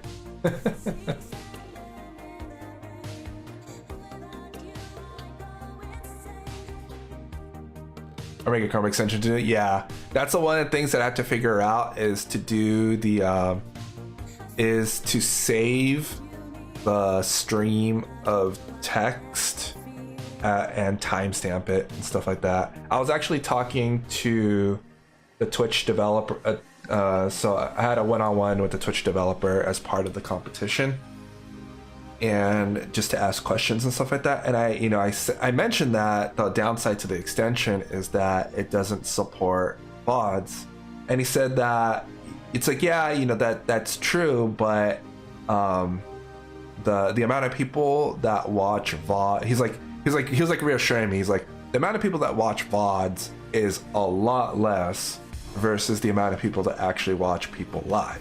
So even though it doesn't display in the VODs, it's still highly valuable because most people just watch live anyway. So, he's like, don't worry about that right now. I was like, all right, you've put my mind at ease, Mr. Twitch developer person.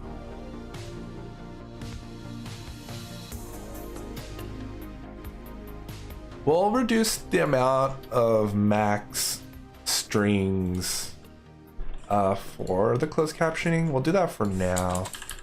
The minimum word count. So let's reduce the word count by like 30 to 30 instead of 60, and see how that looks. That's how 30 looks versus 60 for the word count. Let's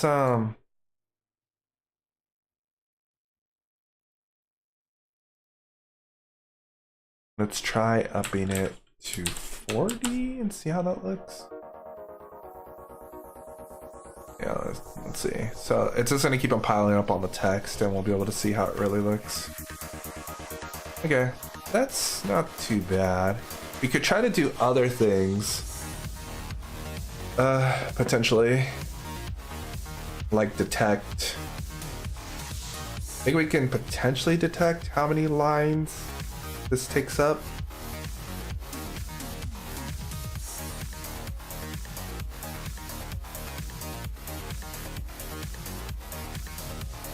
Be interesting difference of WPO. Oh, on a new streamer versus a seasoned one.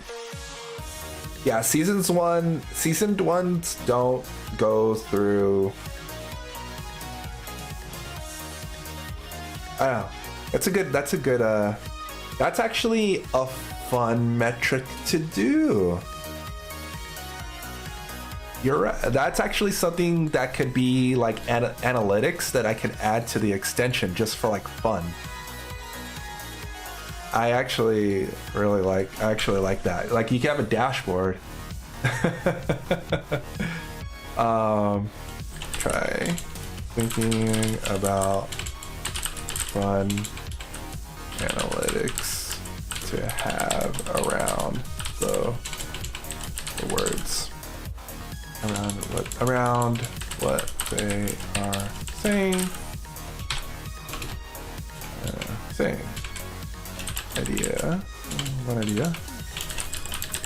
One idea is words per minute. Credit to Codephobia.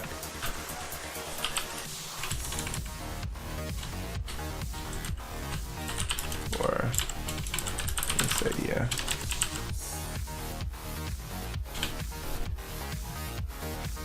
Yeah, so that is, I like that.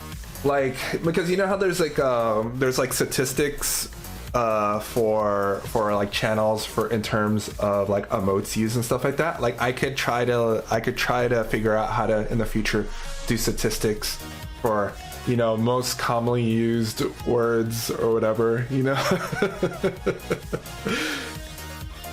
Excluding out common like words like a, the, all those types of smaller words.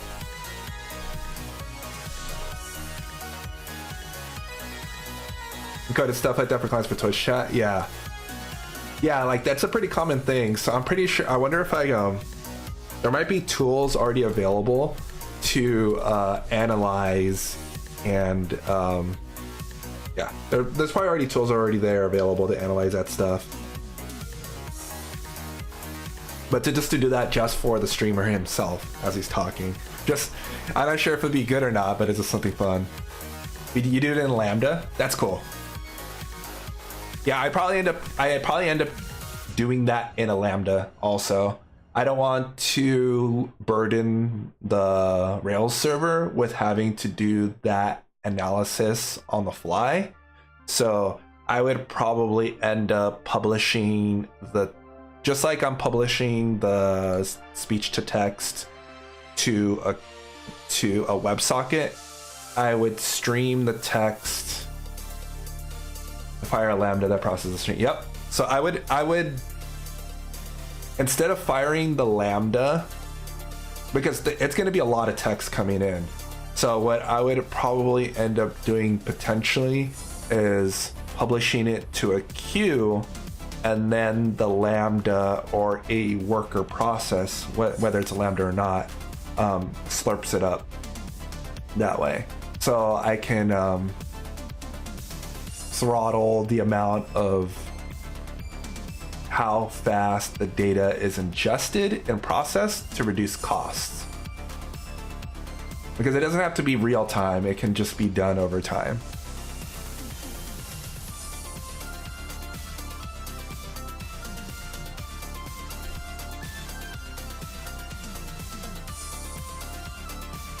All right, so doing the text adjustment thing is tricky, which is a little bit of a bummer. I think I need to publish more information in order to safely group the text.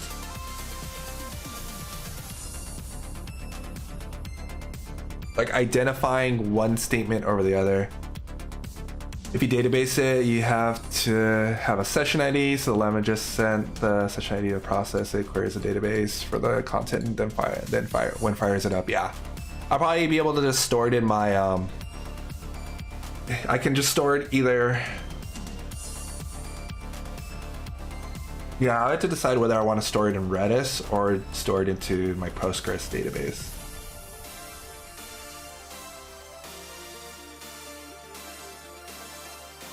Read that with Twitch chat, which ends up being a lot more than your text will be.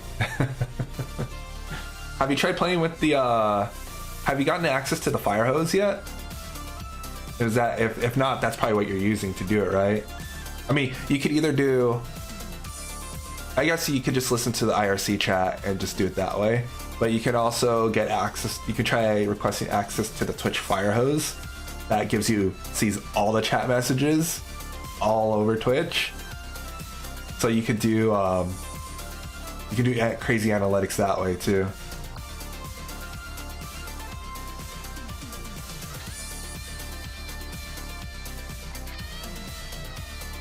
Yeah, so doing the text concatenation stuff is going to be rough, unfortunately. We're going to have to shelve that for later and put that as just part of the roadmap.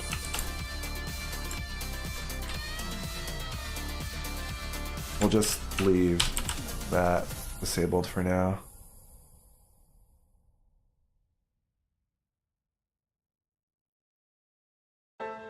What's this complaining about?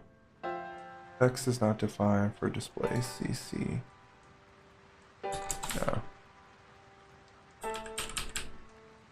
Right.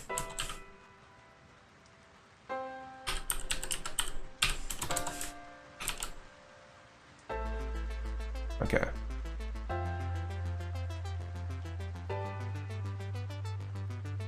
No, we have a bot that listens to chats and saves it to the database in here. Okay.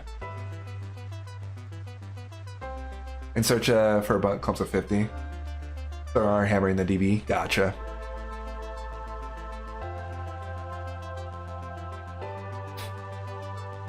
Yeah, I was thinking instead of using, because unless you want to save the transcript. What's up, Jensen? B Weaver.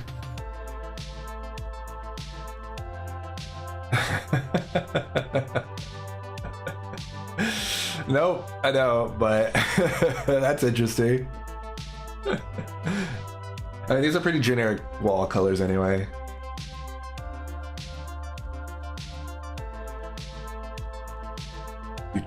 Okay, so we'll shelve this guy. We'll put that in the alpha, just in the standard to-dos instead of the betas. So we've already kind of implemented some of this. I guess, well, I'll just leave it like that. We'll put this over here. Do do do do do do do. Okay, so I think this is fairly important, avoiding drop-offs in the text. So this one's kind of hard to replicate at times. So if I pause and then I pause and then I go again, it's really you have to speak. It's a corner case, but what's up, Jensen? How are you this fine weekend? Yeah, so this one's a little bit trickier to go into. So there's like a corner case with the implementation. So there's a chance that a word can get dropped off if it's in the publishing gray zone on the when we're publishing the text, basically. Because on the server side, we publish the text every second. Every second it gets published out. So if it's within that publishing window on the server side that something changes, then there's a chance that it won't go out, basically.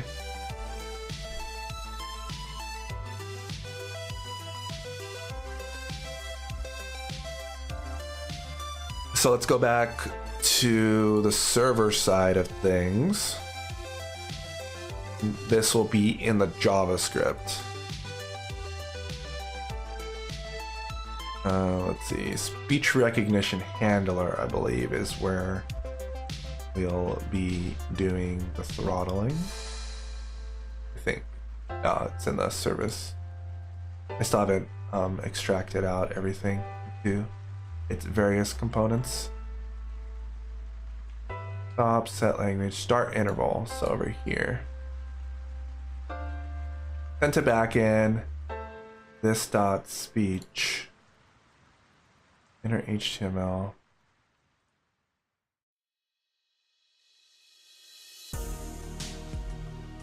Yeah, so this tries to send to the backend this dot speech. So since this is as part of the outside of the interval,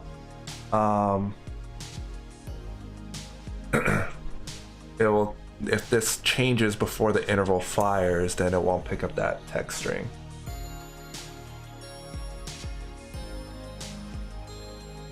I have a couple ideas that I'm noodling over for meshing with bits.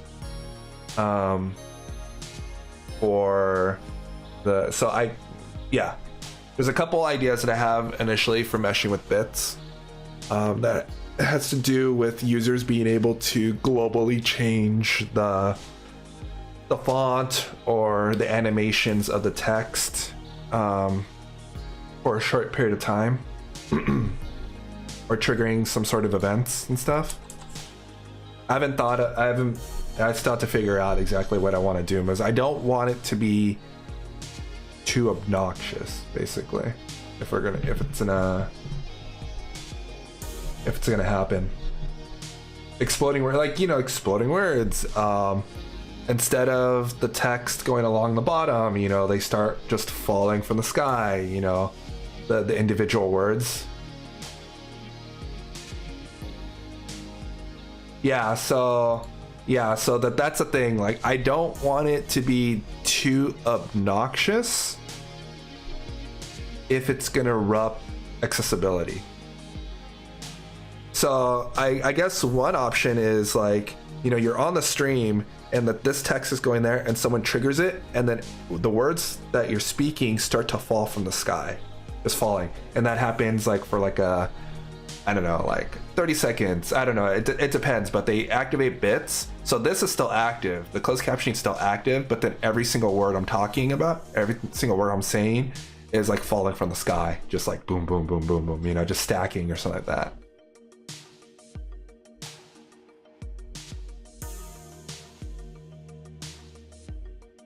Something like that.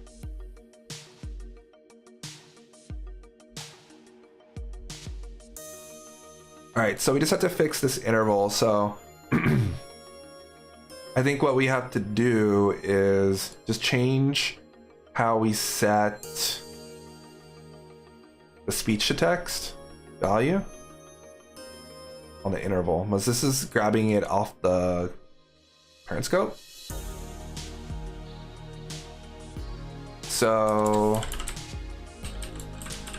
I wonder if this would work. Let's see. So if I set a local variable and it's queued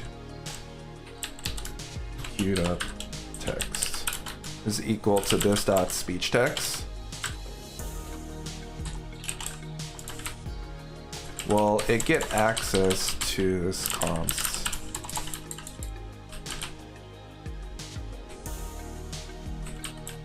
So queued up text.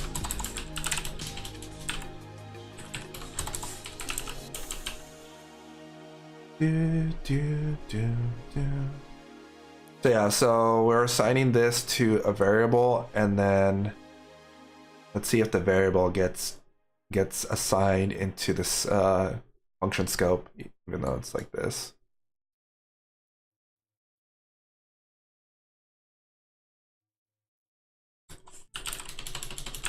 Queued up text.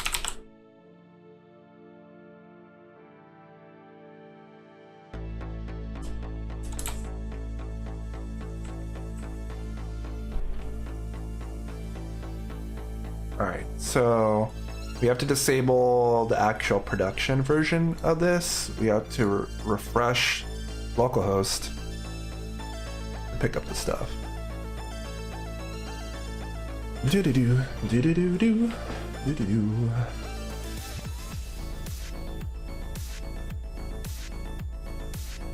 Okay, so still refreshing.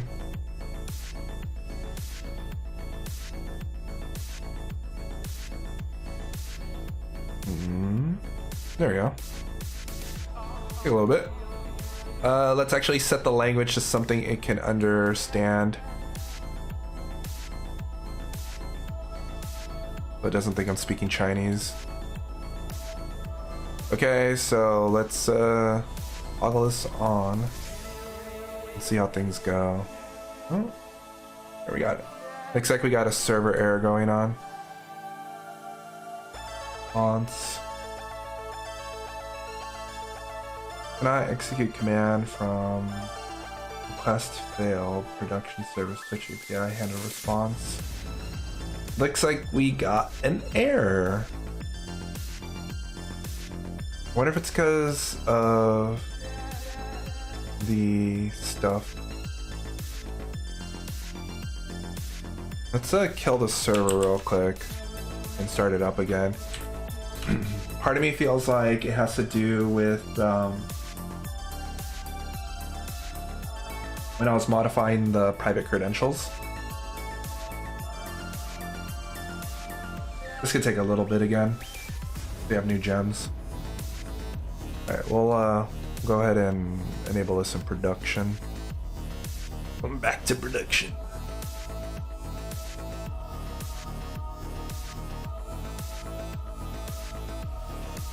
I should change the color of this to red or something like that so it brings your attention. I guess this color was a little bit too soft for you, Codephobia, to notice this.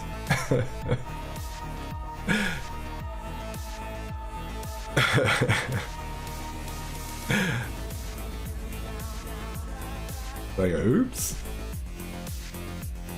One thing I guess we should look at is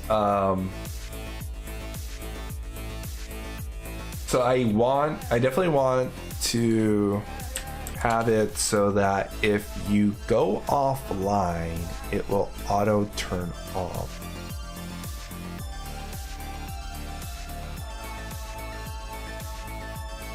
I might be able to fetch that information from the, I guess I can listen to a webhook, right? Subscribe to unsubscribe events. User follows, stream change. Notifies when a stream changes, e.g. stream goes online or offline. Response mimics to get stream endpoint. Let's see. Okay, good. I don't actually need user auth for this. I mean, I do have their OAuth permission, so it's not that big of a deal. Andrea, hey, how's it going? Thanks for stopping by. How you doing? You know what? Let's stand up. We got like 30 minutes left in the stream, but I've been sitting down this whole time. Oh.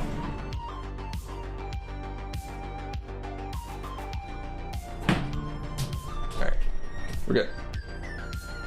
I'm pretty good.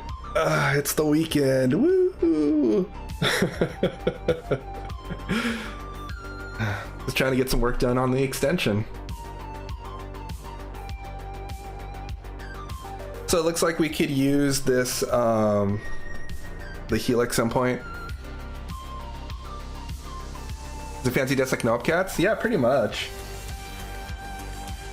I bought the, so I bought the legs. So I bought them off Amazon. So on Amazon, you could buy standing desk legs. Basically, it's just the legs. And it's electronic, so you just press the button. It has the electronic, it has memory, button press memory, so it knows my settings, so I don't have to hold down the button. So you can buy the legs online and then just drill them, screw them on to whatever tabletop you want, which is what I wanted, because when I upgrade my desk, all I need to do is just buy a new desk surface if I want a bigger desk, and then I just screw on the legs again. Yeah, so it was cheaper. It was cheaper than just flat out buying a standing desk, because it had the touch memory, electronic, no crank and stuff like that. So yeah. Sometimes I always try to look for a bargain if possible.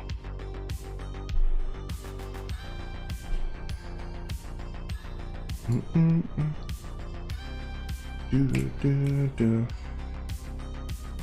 gonna be streaming today, Nicandria? Or did you stream already?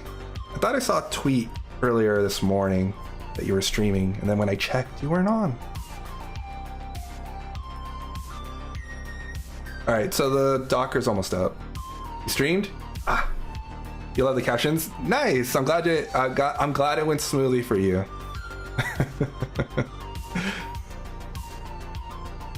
I tried to make it as simple and easy as possible to set up, so that was the goal.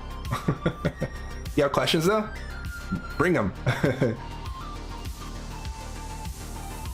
Great, questions are wonderful. Wonderful, but what's up, Juan? Thanks for stopping by, man. Alright, let's see if the server is still gonna, the local host is still gonna kind of be finicky.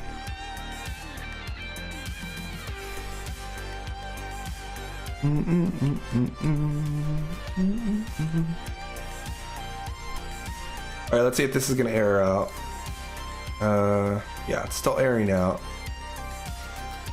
I wonder if it might have to do with the credentials.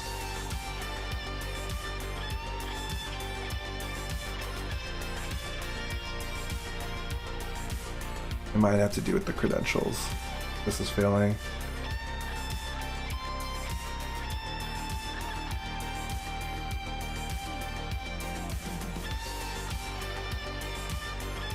Let's see if we can tail the logs a little bit.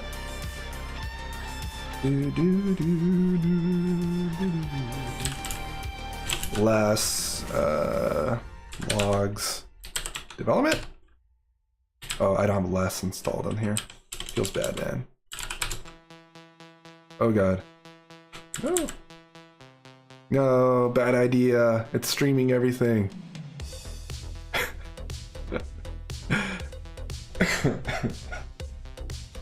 Excuse me. I guess I'll tail the logs. Logs. Development. There we go. Oh, that's all it gave me. Okay.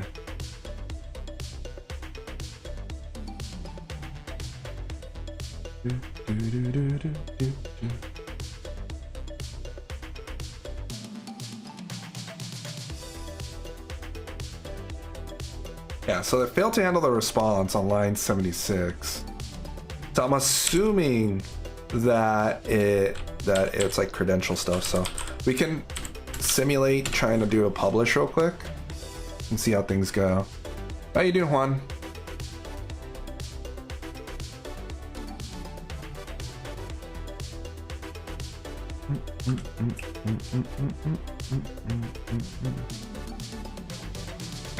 What the hell is that emote? Ooh, I like this new emote menu that they added in.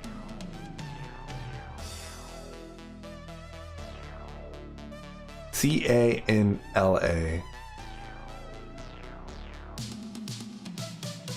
Oh, this is really cool. Wow, this is really nice if you click on emote now. That's super cool. Guys, click on an emote and see the new menu.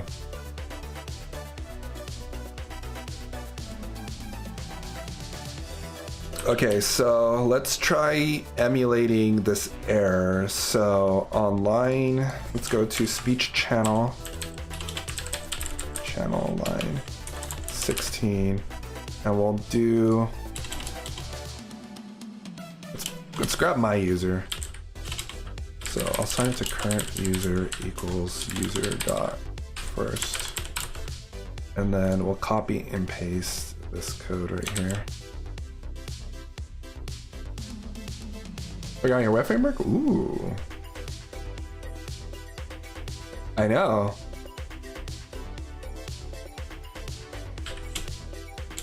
So let's publish out, ooh. So that worked. What?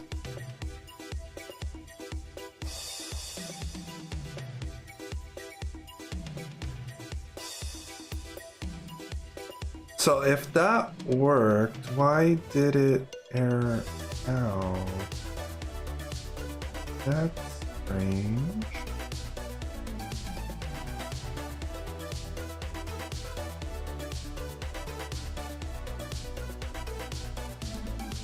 Let's see.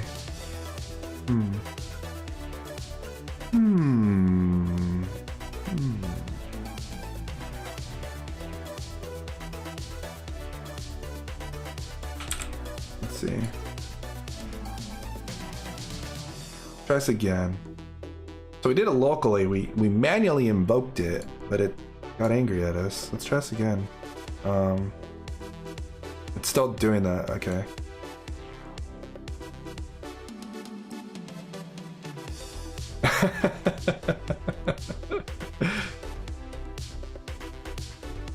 Yeah.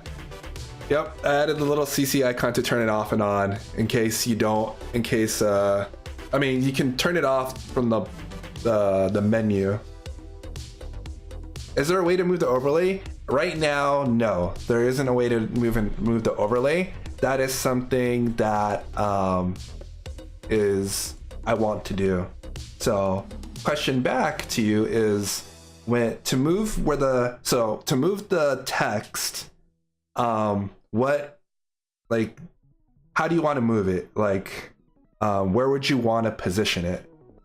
So I can figure out how best to offer that setting, like to add it as so basically, like, you know, have it as a toggle so that it's either on the bottom or at the top, you know, like have those two options to do it that way, or yeah, just like, how do you want it to be configured?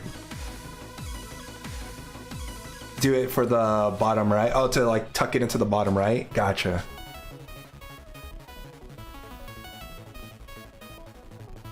Okay, so you have cam chat on the left and so it overlaps. Gotcha. Do you think, and then codephobia, do you think you could do text to speech for it as well as hearing impaired? You have the mute it by default per extension TOS, but actually I could. Codephobia, I 100% could do that. That's actually something that's even more interesting. So,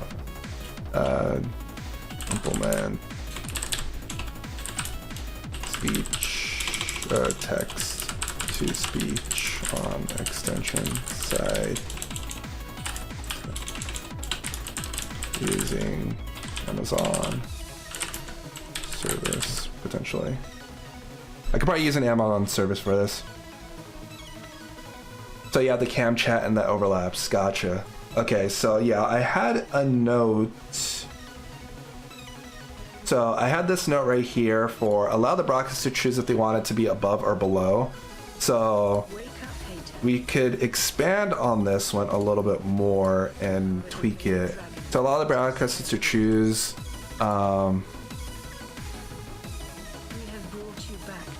the CC text to be Your last model had a glitch and became self-destructive. let's see, so allow them, so Found you in the city broken. top, so we'll do top position, so we'll stick with position top, position top or bottom, From scratch. but also allow them to set the width of the CC text, and I guess position it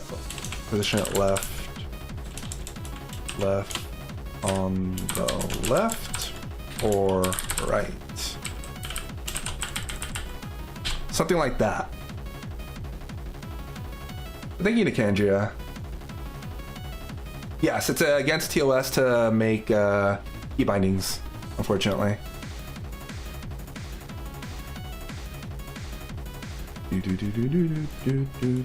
Yeah, so allow that position top and bottom, but also allow you to configure the width of the CC text position and position it on the left or right.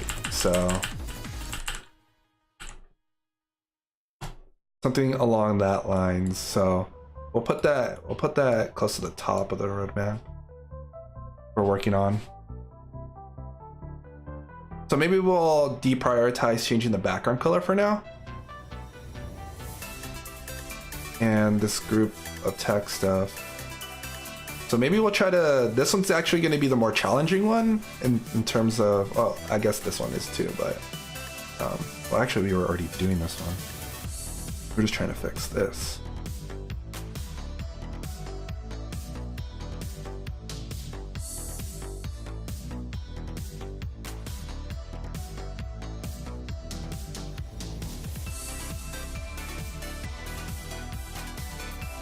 And then, Nicandria, if you have any other ideas and stuff like that, I think, do I have a command for this? I know I have a command for it. For issues?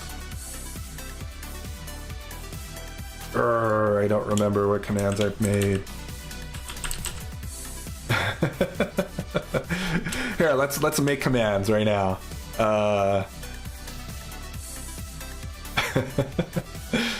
made them, but I made them off stream, and usually, you know, you think, oh, this command's gonna be good, but when it comes down to it, everyone thinks everything else. Add.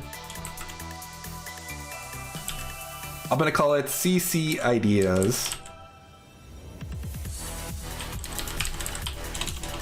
Add issues, or time to add a million aliases.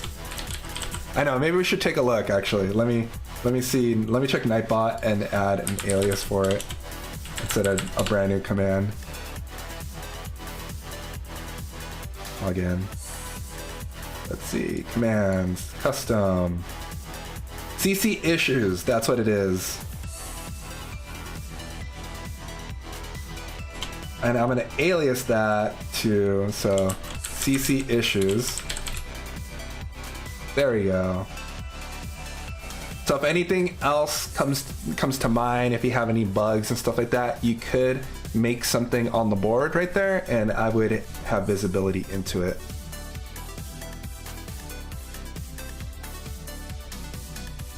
Let's see. Aliases. So CC ideas.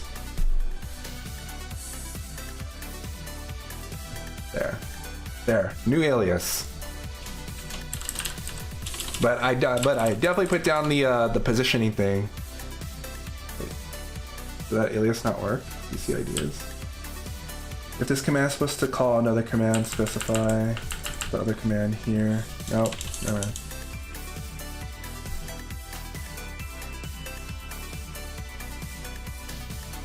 New command. CC ideas and CC issues.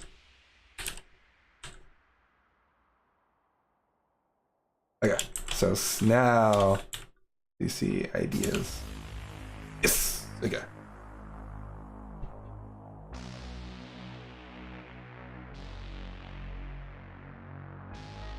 Spin. Hey,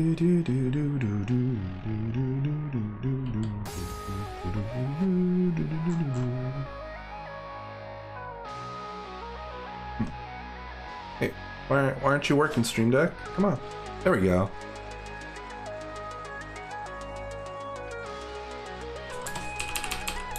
Alright. So why isn't this working? Why is this failing? Like, we just tested this in isolation. And this works. So I can publish. Oh, and that works. But when it's going in here, is it because of sanitized text is coming back weirdly? Let's see. Rails. Logger. Info. Sanitized text. And let's see what's happening. So let's enable this. Let's see what happens.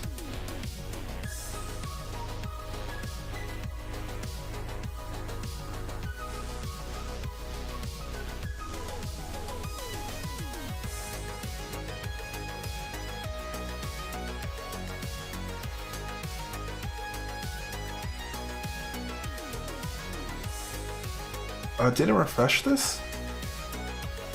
That's annoying.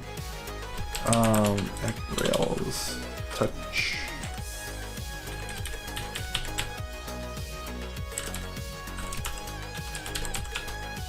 Touch temp restart.txt.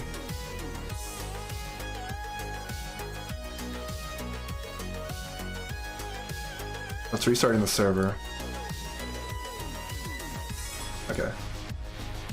So now we're publishing. So it's supposed to be publishing I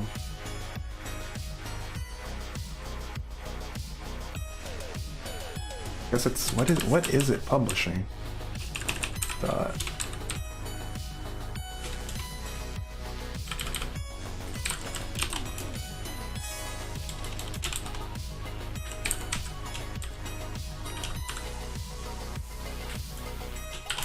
Just puts.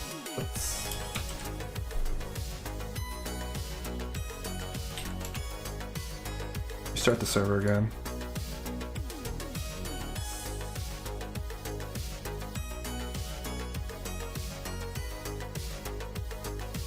So text that's coming in is empty. Start this up again. The text that's coming in is empty again. Refresh.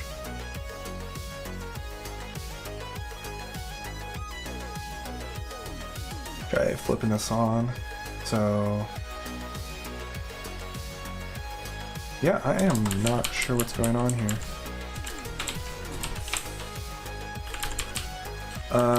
Let's see.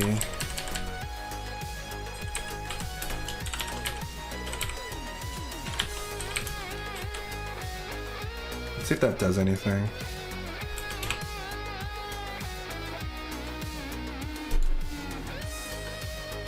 Well, if not, we'll have to go and throw some debug statements inside the send pub sub message. File this on again. And it's still sending errors. Why is it doing this?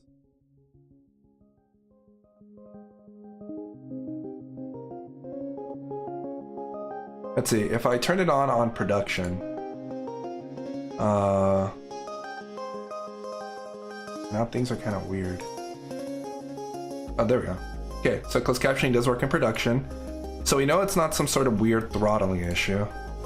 Let me log out on my localhost. And log back in.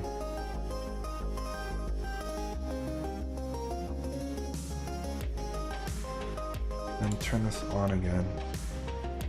Nope, still error. So line 76 handle response in the Twitch API. So Twitch API line. So Twitch API line 76 is down here. Request was unsuccessful. Rails logger fatal.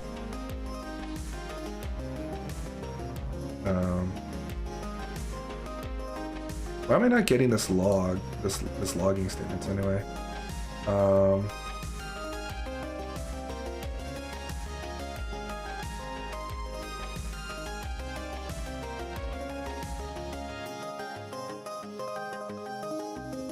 Ooh.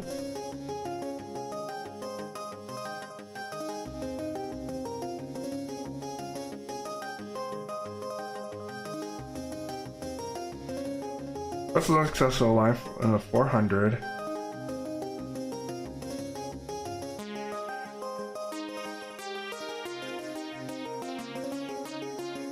Maybe there's some code that I didn't update.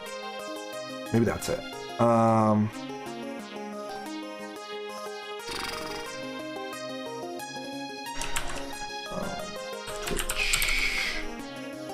So this is a Twitch API and a Twitch JWT. So Twitch API, switch. So sign JWT with the pub sub. Send the pub sub message. Takes the channel ID, takes the message, goes through here, instructs the URL, signs the token, and then sends a publish, and then handles the response. So the only thing I can think that's going on is somehow the credentials are somehow getting hosed, but credentials are fine because in the Rails console, when we manually invoke the same method, it is okay. So if we do the speech channel, you just take this guy again, copy this, paste it. Oh, that is not the paste. Okay, apparently.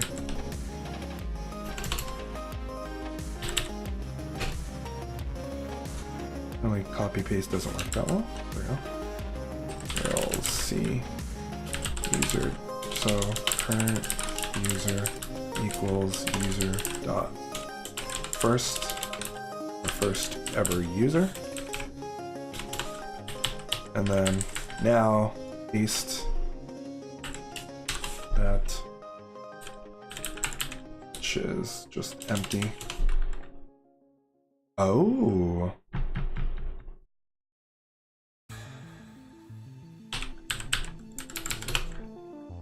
Oh, there we go. That's a one. I like that cat. The 8-bit drummer. Oh, they have Bongo Cat on there too. I guess it's Drummer Cat instead. Nice. Pime the man, not you again. What's up, Pime?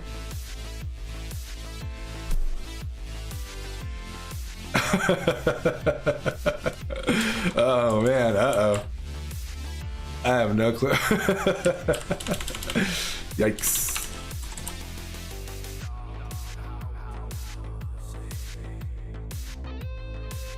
That one's got a Chandu. Just jump. You had the T in there.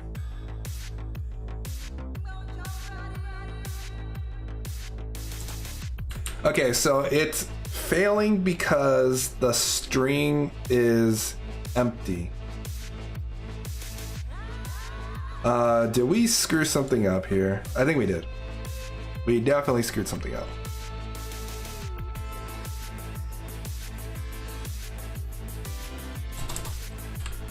Well, one thing we definitely want to do is, apparently, if the string is empty, we don't want to publish to the service. So if speech to text is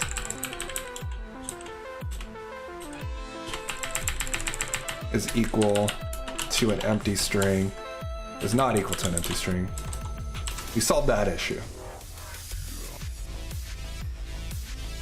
So if we turn this back on, you shouldn't see any crazy... Oh, we're still seeing crazy errors. Oh, because we need to refresh the page. Duh. Kill everyone. These are territorial about maple syrup. We circle on one another aggressively while chanting. Butter on waffles.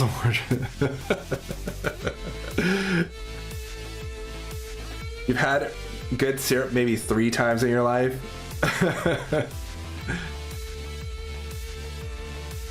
They're trying to escape, but they can never escape cophobia. They can never escape. They can only do really weird things with the physics. Well, what's up, Robert? I'm Chandu. Hey. Thanks for stopping by, everyone. Okay, so we accidentally found a bug. Tell me about yourself. I mean, like, I mean, I just like, I'm always pretty like soft spoken in terms of like talking about myself. But you know, I live in Southern California, so I'm on the West Coast. You know, which explains the late streaming schedule on daytime and stuff like that. So I'm a software developer. I'm a senior software developer at a local company, and I enjoy what I do there. And then I started streaming. I started streaming because I wanted to have fun. I wanted to have fun and do work on other projects and stuff like that. And yeah, so I started streaming over a year ago, and consistently I started streaming consistently after the last TwitchCon. So so I went to the San Jose TwitchCon this year, but I also went to the Long Beach TwitchCon, and after that, like, I got further inspiration to streaming more, and I started streaming consistently. Before that, like about a month or so before that, or 2 months ago, I was kind of streaming, but I was like streaming coding and kind of like gaming, and like it was super random. And by the way, duck fight type of stuff is type of commands that I want to try to do in the future, where like, because you can't code it so that the sprites know where can go towards another one. So that's just a side note. That's like one of like my hashtag goals to do. And yeah, exploding too, but I need to figure out how to do the sprite animation for that. But yeah, so after that, I started streaming fairly consistently, 3 days a week, and you know, it's just been kind of like, it's been fun,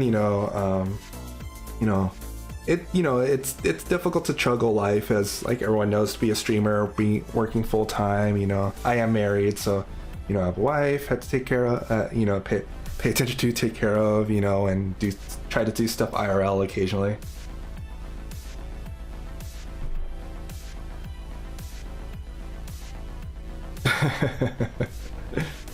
Streaming can be very demanding.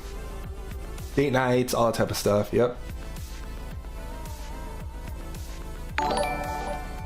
Dev Wars with 60 people coming in hot. Woo! Oh my god. Guys, red alert. Let's make sure to turn on the closed caption extension so people can see it. But raid party, it's red up in here. Red alert. What's up, guys? Thank you very much, Dev Wars, for the host, or for the raid, actually. I watched a couple of the streams. It's a fun stream to watch. But welcome everyone. My name is Talk to Me Gooseman. Welcome to the Goose Nest. Development streamer, predominantly focusing on Twitch interactions and extensions, which I built about 4 or 5 extensions so far. I built the GitHub extension that you see some developers use, Twitch Stream Team extension. I built one that's called the Better Information Panel. Can Dev Wars use their extension? Which extension? The current extension we're actually working on is the closed caption extension that if you're on desktop, that you can see over the stream right now. Right now it's in a closed beta phase. Codephobia, shout out to Codephobia. So make sure. Oh, that is not Codephobia. That is Corgi emote. Shout out to Codephobia. Shout out to Nicandria, another wonderful, not a developer streamer, but she is part of the Knowledge Fellowship, a community of streamers that focus on education, and they are beta testers for this extension. So we're working on this extension. Roadmap is we're trying to get as much done by the end of February. Probably by mid-February. We're gonna try to get this out to everyone. Thank you very much, G-Mem. I was about to say G-Man because that's like one of my old nicknames. Thank you very much for the follow. But yeah, welcome everyone. Hey, Spitty, thank you very much for the follow. Welcome to the Goose Nest. G meme. Thank you very much, all guys. Welcome to the Goose Nest. Greatly appreciate the follows. So yeah, so we're working on the extension. Oh, here comes the geese. We're gonna break the overlay. Now we're gonna be total mosh pit. Let me know if things get a little bit too distracting with the overlay, so we can disable it. It does not scale well. Oh no, Cake, you shouldn't have. Now you're just making things go crazy.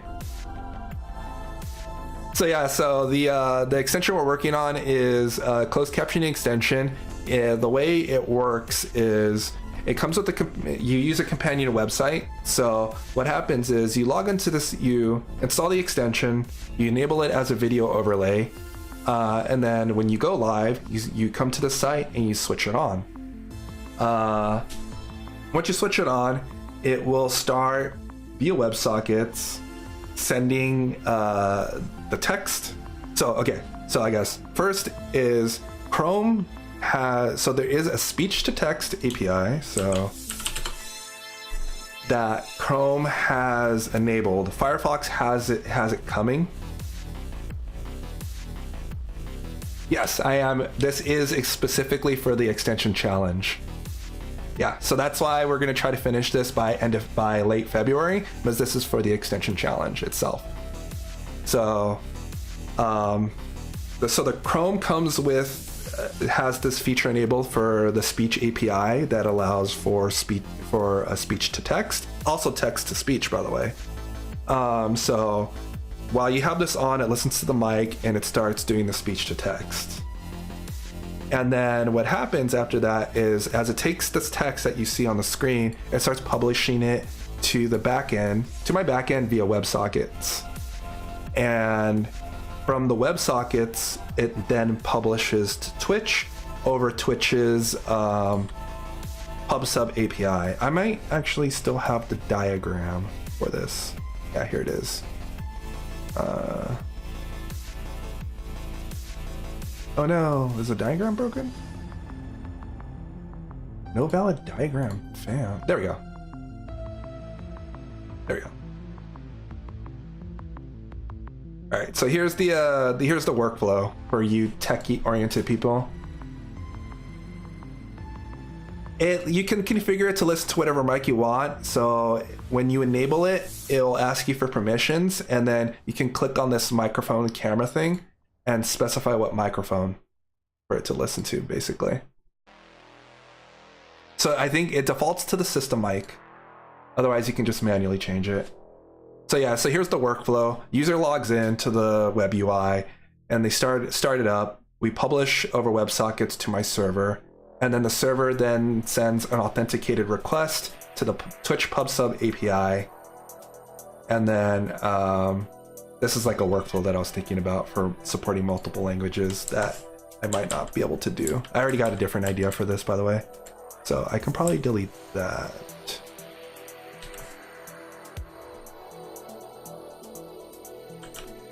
And then I guess we should switch this to be a channel viewer. That. Yeah. So then PubSub sends it to the channel viewer, which you see now. So I don't have to worry about having a multi-tenant WebSocket implementation, because I can leverage Twitch's PubSub API to do that, which reduces costs immensely. So I don't have to worry about publishing to thousands and thousands of people, because Twitch does that for me, which makes me very happy. Yeah, so it'll alter it on the like that's like the really cool part. So the way it works is what I call that it recognizes sentences, basically. Sentences or long paragraphs. So it calls a sentence. So as long as there's no long gap between what you're saying, it will treat that as a sentence, and as it'll keep on building and building upon that string. And as it keeps on building this string of what you said for the statement / sentence, it'll go back and try to correct it as much as possible until you pause. and then starts speaking again, and then it starts it all over again with the new set of sentence slash statement that it will analyze and continue to go with. So there's lots of work to still do. We have a roadmap of different ideas that we're trying to explore and do.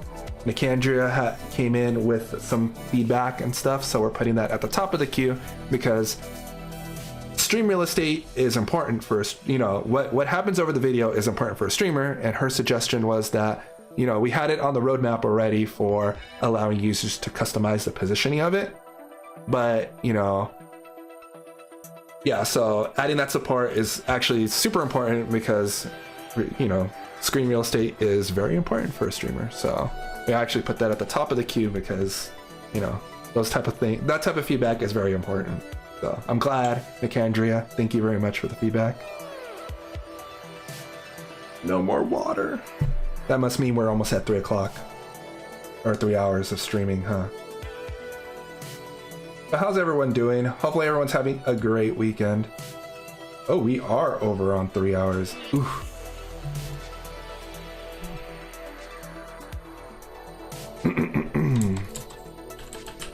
All right, let's try to, we'll just finish up what we were doing, which was fixing a bug. So we need to, let's see, so speech channel, we have that enabled. So there was a bug in the code where it would, so I'm going to turn off closed captioning because I have to turn it off when we're doing the closed captioning testing locally. If not, I'll rate limit myself. Brent, thank you very much for follow, man. I'm glad you guys are like the extension, by the way. Yeah, there are a lot more ideas that are coming in, a lot of great ideas coming from you guys that we can add on to it. So I appreciate all you guys like hanging out, providing feedback, coming up with new ideas that we can add on to it as like just want to make it more awesome. Accessibility, but also fun. That's what I'm trying to do. Man, that geese mosh pit is just going.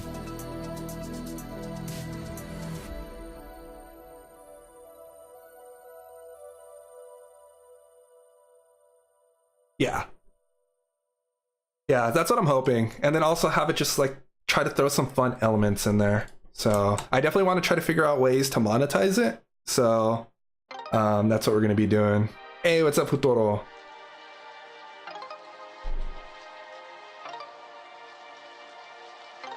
Bunch of stuff to do first because of the weekend. Yep, always the weekend. Never stops. Yeah, I gotta after the stream. We have a couple things I got to do with the wife. So we just have to fix this this bug in the code we accidentally introduced, or we introduced when we're trying to fix some stuff. So we should address this.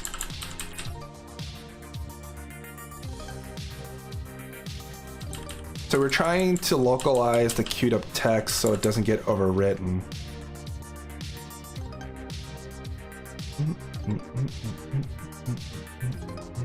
I guess what we could do is we could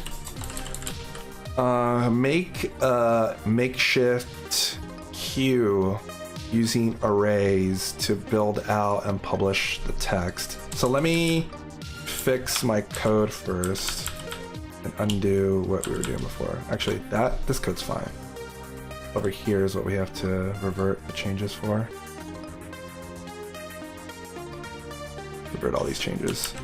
All right, let's turn on the closed captioning locally and make sure that everything still works. Bug, you mean feature? Once it's on production, it's a feature. Oh, we got to refresh the UI. Because I don't have hot reloading enabled for the Webpack configuration yet. So yeah, the backend's actually Ruby on Rails.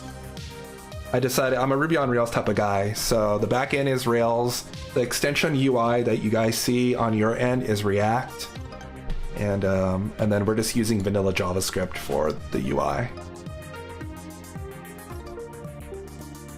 What's up with my? Why is did this freeze right here? Window crashed. Woo! Awesome. Thank you very much. I think the server's still running though. Okay, let's turn it on and see. Okay, so let's see. We should see the messages being published over here, I think. Let's see.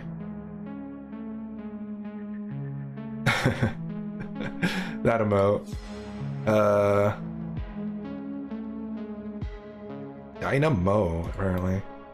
Is it publishing to the channel? My mic is in the way of my tabs. Okay, it doesn't look like... Alright, it's not publishing to the channel. Docker compose. Is there a stop command, or do I have to explicitly? I probably have to explicitly do it. Stop. Stop container. Yes, there is a command. All containers. Yeah, so there's still a bug in the code.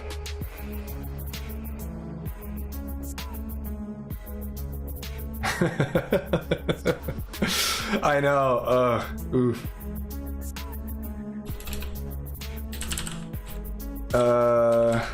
Docker compose down.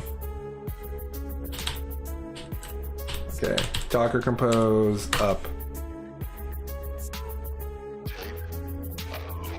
Yeah, I've been trying to. I still haven't written all the tests, but I need to get circle back and write more tests for the server side.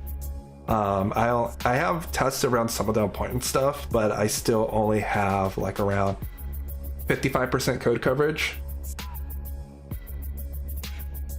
All right, Pime. Are you gonna put maple syrup on your Chinese food? Is that what's gonna happen?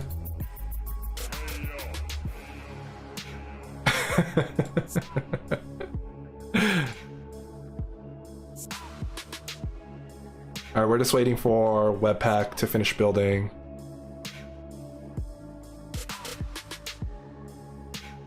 It's Canadian tradition. That's what I thought. That's what I thought. All right, let's turn this off for now.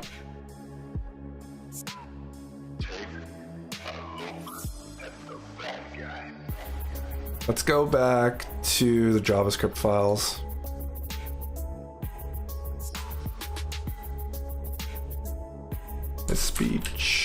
If speech not equals to empty, then we do that. There we go. Now we just wait for the server to reload.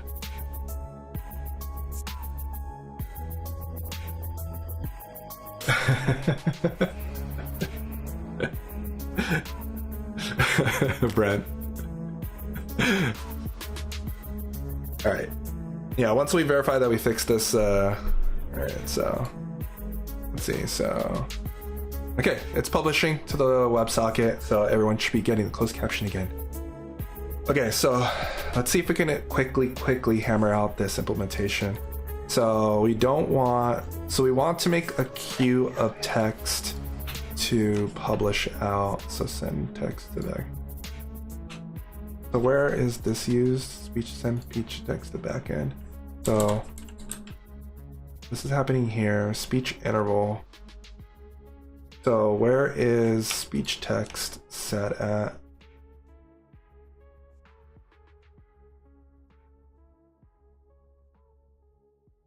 Start on recognition. So we have build speech text for when recognition starts. So handle, so handle on. I guess we'll make a method called on recognition.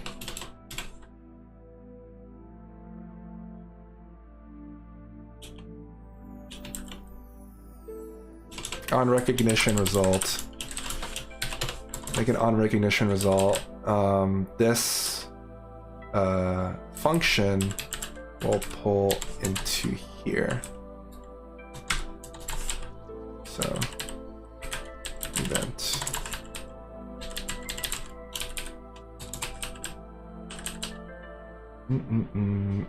Maple syrup should have its own place in the food pyramid. We got a lot of Canadians today in the chat.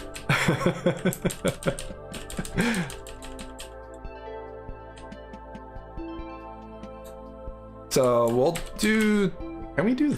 Is it gonna allow me to do this with the function? Just bind it like this. I'm not sure if this is enabled in the Webpacker configuration. We'll find out. Actually, we'll just do it the other way. Never mind. I don't want to find out the hard way. We'll do this. This dot on recognition result.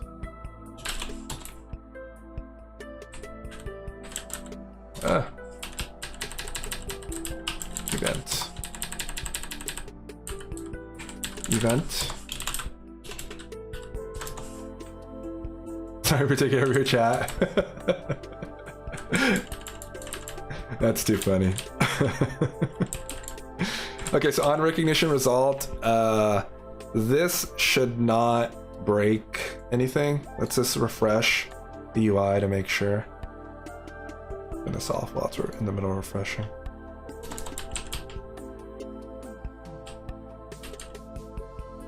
Okay. Start this up again and everything should, okay, so everything's working. So what we want to do instead of just building speech text this way, where this is the speech text, what I want to do is I want to try making a speech queue. So speech text queue instead. And it's just gonna, our queue is just gonna be a simple array. Unless we have like, let's see. Does JavaScript have any like new stack?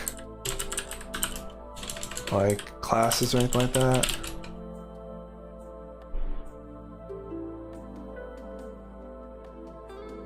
No, it's just, we can just use an array.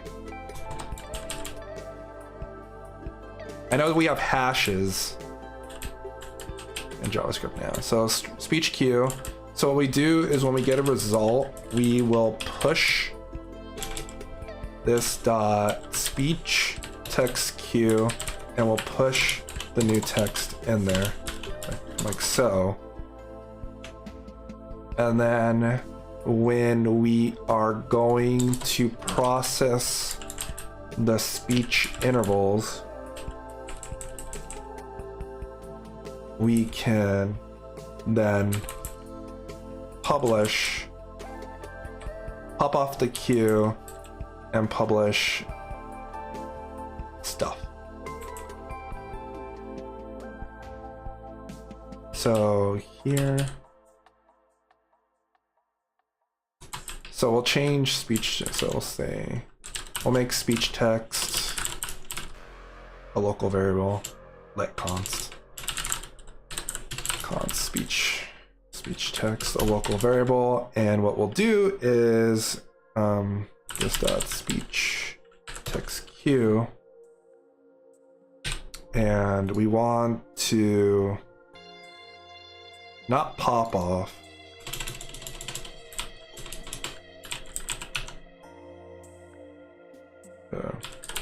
array. I want to take it from the beginning. I forget if there's if we can just do a shift or something to just pull off the, removes the last element. No, we don't want the last element, we want the first element. Shift removes the first element from the array and returns that element. Okay, that's what we want. We want to do a shift. We want to call shift to get the first element off of that. I wonder what happens if you call shift on an empty element though. Here, let's empty this and see what happens. Shift undefined, but it ends up just calling undefined.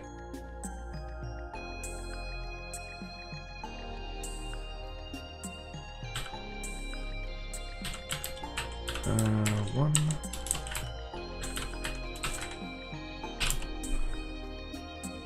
And then this is the second call, 2.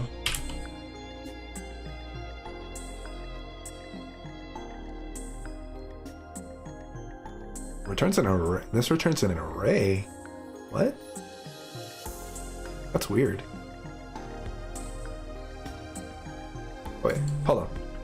No, it just returns back undefined. What am I reading? I'm not reading this properly. Hello? Pay attention.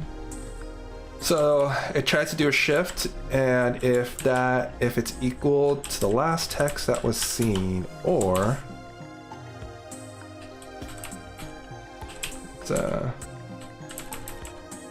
delete that speech text. Delete this. I feel the need. The need Need. for speed. King Daro. Thank you very much for follow, man. Welcome to the Goose Nest. Appreciate the company and the follow. If you have any questions, comments, anything like that, let me know. Otherwise, just chill out. So if speech text is not there, basically. Chilling. That's a good weekend to me. Chilling out. Speech text. So this is our short circuit. If there's nothing to output, we return. Otherwise, we set the values. Save that. We start with an empty array. As we get speech recognition stuff, we push it into the queue, and then it queues it up for the interval. So we don't drop any text. This could cause a theoretical 1 second latency for talking and stuff like that. So we definitely don't want to push anything that's, you don't want to push anything in here if event dot results are equal to so I guess if they're equal to empty string, then we just return.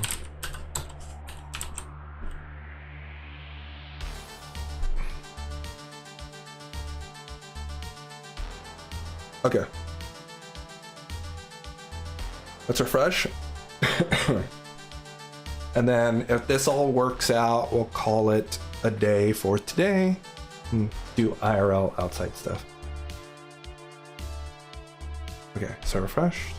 Click on that. And we're getting everything to publish.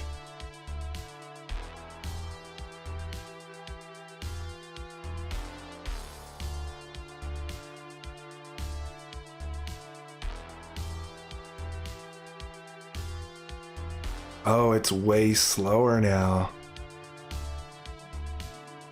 Oof.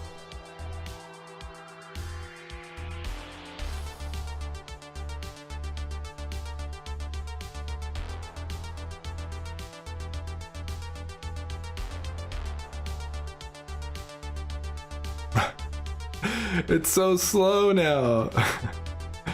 Oh no, this doing that, it looks like we don't want to do this then. Because of the 1 second rate limit that we have.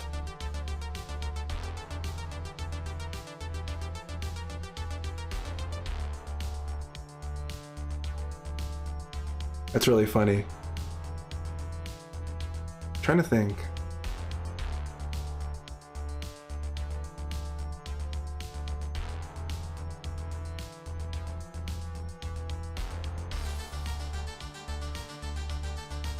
I guess what we could do is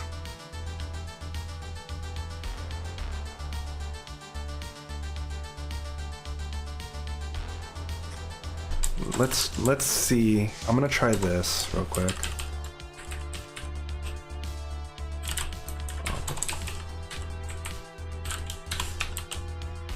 Let's see what this experiment does.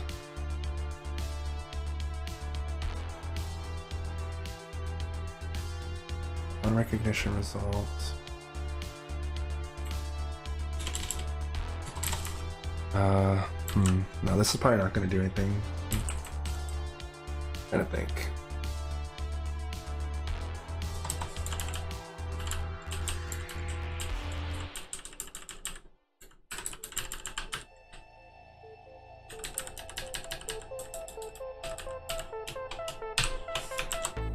to this.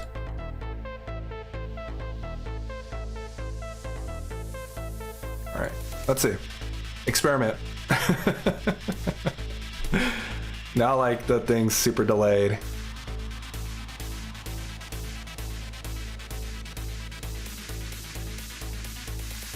Okay. Toggle it on. Let's see what happens. Megalodon. I like that. Okay, so looks like what I did doesn't break anything.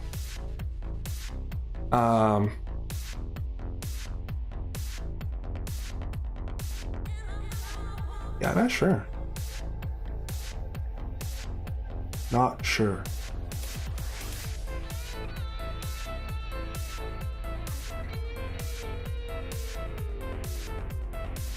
Okay, well, we fixed the bug. We'll have to see if this would address dropping off of certain words at the end of a statement, which is what I'm trying to fix. So basically, to avoid the queue stacking up with too many of the adjustments that the speech recognition API provides with us, it tries to pop off the last item in there and push in the new item. So when it gets around to publishing the interval, it will publish the updated one. So it tries to do a little bit cleanup on itself. I could try to get more sophisticated with that, actually, because I can.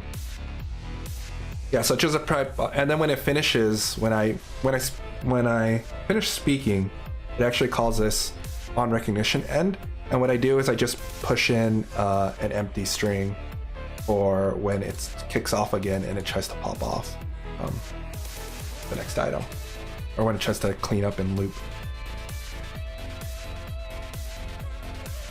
Everything looks pretty solid though, so I think we're good.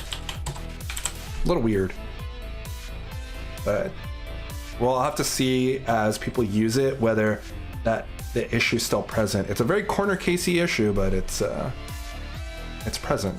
So we'll call that done. And what we're gonna tackle next is trying to figure out how to allow an individual to position the closed captioning currently on the stream, allowing the broadcaster to customize it, or people that, you know, have webcam positioning and other stuff that the closed captioning might cover. So we'll tackle that next, because that's definitely going to be an interesting thing. And then gonna do that. Getting close, guys. Getting very close to MVP for getting out of beta. Thanks so much, guys, for hanging out with me and lurking. Thank you very much, Dev Wars, for the raid. I greatly appreciate it. And thanks everyone for hanging out after the raid. Like you guys. Like you guys. Like all you guys. All y'all. All right, let's cue out the going away music. Time. It's always hard to say goodbye. Yeah, thanks for stopping by, Brandon. I'm glad you like it. If in the future we got ideas or issues, I did set up a board, an issue board, and on that repo you can actually see the projects board to see what's going on and stuff like that. So as time goes on, I'm definitely going to be asking people for their input and stuff like that. All right, my voice is starting to go out because I'm running out of water. Thanks so much for hanging out. And right now we're still in closed beta, so but if you join the Discord, I'll do a ping for call for more people. So I might do another closed beta, a small closed beta. If not, if we reach a good point where I'm confident with the servers and all that type of stuff, we'll just go live once we get all the UI sorted out and interactions and stuff like that. Because the UI definitely needs a little love. I admit it. It looks horrendous. You know, it gets the job done. It just looks horrendous.